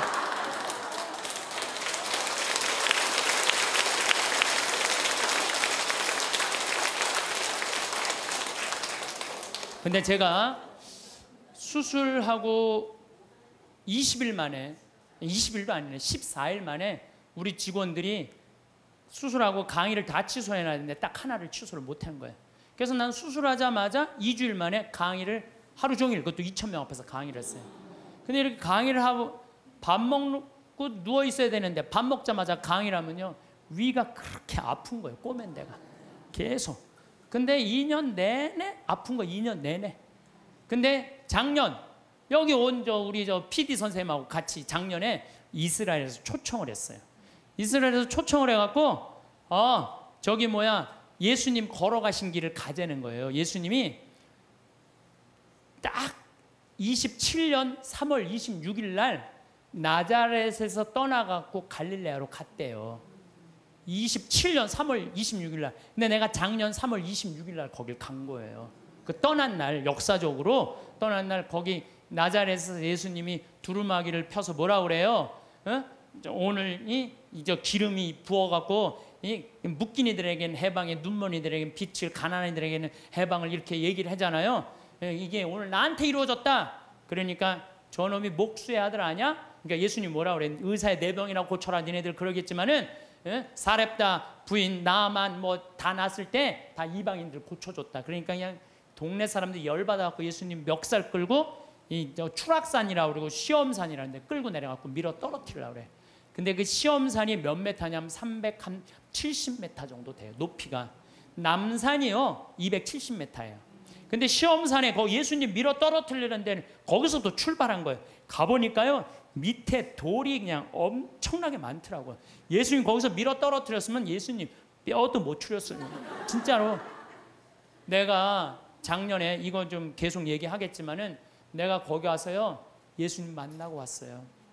그냥 성서를 막연하게만 생각을 했는데 그 예수님을 보니 그 자리에 현장에 가 보니까요, 살아있는 예수님을 만나는 거야. 그래갖고 그냥 거기서 또 이제 같이 떠난 거지. 예수님하고 제자들이 이제 길을 헤치고 갈릴레아로 가셨다. 루카복음 4장에 그렇게 나와요. 나자렛에서 시험산에서 밀어 떨어뜨려야자 그들을 가로질러 갈릴레아로 가셨다. 갈릴레아까지, 나자렛에서 갈릴레아까지가 60km야. 60km 동안 예수님 생각하고 걸은 거죠. 근데 위암 수술한 놈이 배는 아파 죽겠는데 맨날 걸으니까 배가 아파요, 안 아파요? 잘 때마다 아픈 거예요. 오늘도 황창현 신부님의 행복 특강 잘 들으셨나요? 이어서 나이 들수록 들으면 도움이 되는 지혜의 말씀을 들려드리겠습니다. 첫 번째, 더 많이 저축하세요. 은퇴 이후 가장 큰 문제는 경제적인 어려움이라고 꼽았습니다. 고정 수입이 줄어드는 탓에 생활고에 시달릴 수 있습니다. 젊은 나이에 저축을 하지 않으면 은퇴 이후 빈곤층으로 전락합니다. 그러니 반드시 명심해야 합니다. 지금 내가 건강하고 돈을 벌고 행복하고 편안한 이 모든 것들, 나를 사랑해주고 인정해주는 내 가족과 내 친구, 내 직장, 내 돈 등등 영원할 것 같지만 절대 그렇지 않습니다. 나이를 먹으면 먹을수록 시간이 빨리 간다는 것을 두렵고 무섭게 느낄 것입니다. 나이가 들면 들수록 몸은 여기저기 아프고 돈을 벌기 위해 나를 필요로 하는 사람들과 기회는 줄어듭니다. 병원에 갈 날들도 자주 늘어나게 됩니다. 몸이 아픈 것도 괴로운데 돈까지 없으면 서러워집니다. 돈이 없으면 행복은 대문으로 들어왔다 창문으로 나갑니다. 요즘 시대에는 남자 또는 여자 혼자 살아도 문제가 되지 않는 시대입니다. 그러나 혼자 살면 살수록 돈은 더욱 필요합니다. 저기 길거리에 파지를 줍고 있는 노인들을 보세요. 저 모습이 미래의 당신의 모습일지 모릅니다. 두 번째, 아내를 상전으로 모시세요. 젊은 나이에는 아내가 소중한 것을 잘 모릅니다. 하지만 늙으면 아내 외에는 당신을 챙겨줄 사람은 없습니다. 자식도 소용없습니다. 평생 아내에게 덕을 쌓지 않으면 나이 들어서 천대받습니다. 이는 선배들의 생생한 조언입니다. 아내의 마음이 편안하고 안정되어야 집안이 편안하고 남편과 자녀가 하루 일과를 마치고 집에 돌아왔을 때 편안하고 포근하게 쉴 수가 있습니다. 그러한 아내의 마음은 모성애입니다. 모성애가 있어야 집안이 편안해지고 그런 편안한 품에서 남편과 자녀가 정신적으로 안정되어 학업과 사회생활에서 위축되지 않고서 자신 있게 살아갈 수가 있습니다. 세 번째, 노년을 함께할 친구를 만나세요. 배우자 다음으로 친구가 가장 소중합니다. 자식들은 바쁘다고 얼굴 보기 어려울 것입니다. 평생을 함께할 수 있는 친구가 없다면 노년은 외롭고 쓸쓸할 것입니다. 사람을 잘 선택하세요. 섣불리 사람을 판단하지 말고 오랫동안 침묵으로 지켜보세요. 머리와 입끝으로 말을 많이 하는 사람과 이익에만 움직이는 사람을 사귀지 말고 침묵으로 그 사람이 한결같고 선한 마음의 소유자이고 부지런하며 신용과 신뢰가 있는 사람인지를 보고서 사람을 선택하세요. 네 번째, 자식과 대화를 많이 하세요. 자식들과 평소에 대화를 많이 하지 않았다면 노년의 소중한 친구 하나를 잃는 셈입니다. 늙고 병들면 자식들에게 의지하게 됩니다. 자녀들과 진정으로 소통하지 못했다면 노년이 불행할 것입니다. 요즘 젊은 가장은 자식과의 관계에서 친구 같은 사이가 되려 합니다. 이는 매우 좋은 현상입니다. 자녀가 공부를 안 한다고 게으르다고 윽박지르거나 자주 혼내거나 간섭하지 마세요. 자녀의 불손한 모습을 보면 그것이 내 모습이라 하며 나 스스로를 반성했습니다. 자녀는 아무리 많은 사교육을 받았더라도 부모의 틀을 벗어나지 않습니다. 좋은 자녀는 좋은 부모가 원인이 있고 나쁜 자녀는 나쁜 부모가 원인이 있습니다. 5번째, 건강을 관리하세요. 건강이 중요하다는 사실을 누가 모르겠습니까? 하지만 젊어서는 잘 모릅니다. 젊은이들은 지금의 건강이 평생 갈 것 같은 자만에 빠지게 됩니다. 조금이라도 아프면 약을 먹지 않고 버티려는 자신감까지 생깁니다. 나이가 들면 들수록 어느새 늘어나는 약봉지와 떨어지는 체력과 건강의 자신감도 떨어지게 됩니다. 평생 운동과 식단 관리로 건강을 유지하는 습관을 가져야 합니다.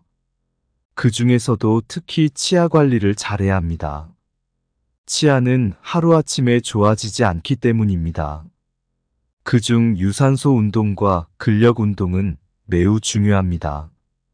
유산소 운동을 꾸준히 하면 산소의 영향으로 노화가 늦춰지고 생각도 분명해져 치매에 안 걸립니다.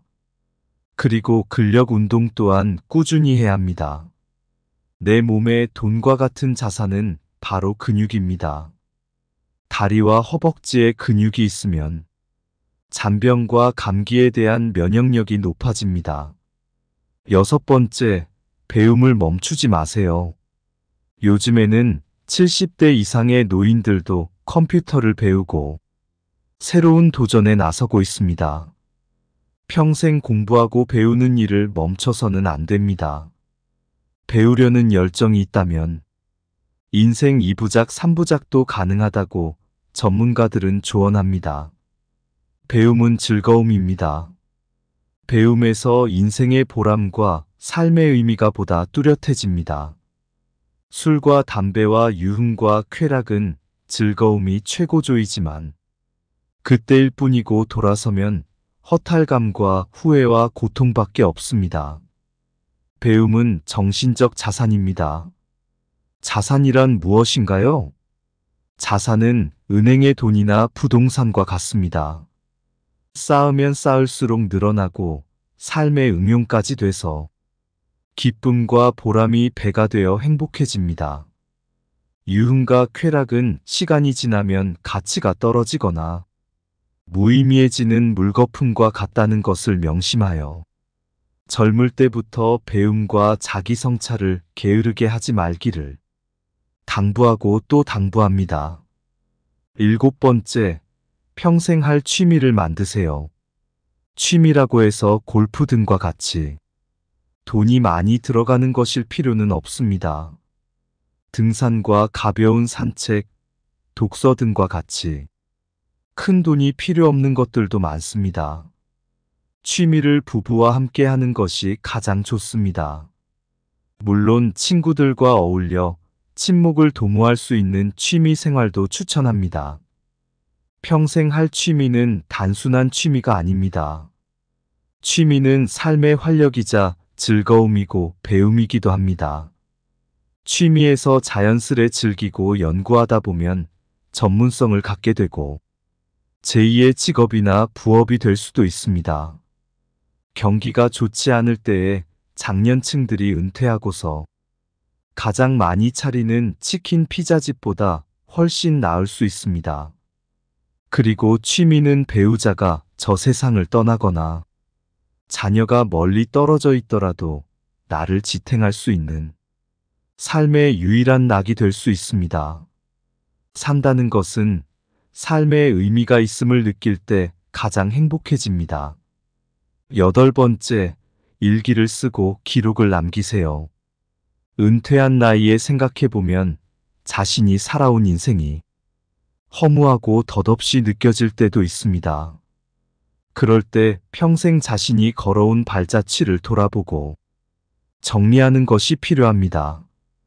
그렇게 하기 위해서는 젊어서부터 기록을 남기는 습관이 요구됩니다. 일기를 매일 쓰라고 말하는 것은 아닙니다. 다만 틈틈이 기록하고 사진 등을 남겨놓으면 나중에 자신의 삶을 정리하는 데 도움이 됩니다. 가족들에게 남겨줄 소소한 자서전을 써보는 것도 좋겠습니다. 일기를 쓴다는 것은 단순히 기록하는 것 이상의 의미가 있습니다. 그것은 바로 자기 자신을 스스로 성찰하는 나와의 진솔한 만남이기 때문입니다. 나와의 진솔한 만남에서 나이가 들어서도 외롭지가 않습니다. 9번째, 좀 더 도전하고 여행을 많이 하세요.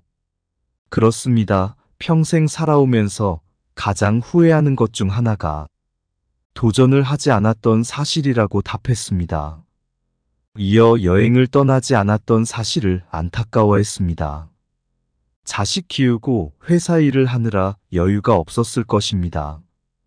그래도 다른 돈을 아껴서 여행을 떠나라고 선배들은 조언합니다. 자식들 과외 하나 줄이고 그 돈으로 여행을 즐기라고 조언합니다. 10번째, 40대 때에 반드시 명예퇴직에 대한 준비를 하세요. 대부분의 3040대가 놓치고 있는 것은 자신이 현재 살고 있는 안정된 삶이 언제까지도 보장된다고 생각합니다.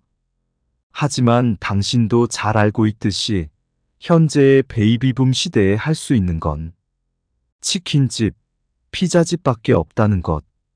당신의 40대 때 50, 60대의 삶을 준비해 놓지 않는다면 당신은 4만 개가 넘는 치킨집 중 하나의 사장이 될 뿐입니다. 11번째, 돈이 돈을 벌어다 주는 시스템을 빨리 만드세요.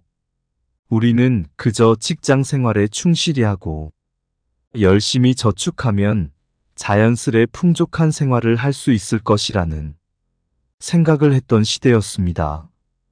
그러나 IMF를 맞이하고 미국발 금융위기를 맞이하면서 세상이 결코 나 혼자 열심히 산다고 해서 되는 것이 아님을 깨달았습니다.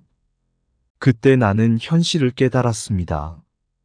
은행과 회사와 심지어 국가까지도 믿을 수 없다는 것을, 나를 지키는 것은 오로지 내 자신일 뿐이라는 것을. 그러기 위해 노년이 되기 전에 경제적 자유인이 되기 위한 계획을 세우세요.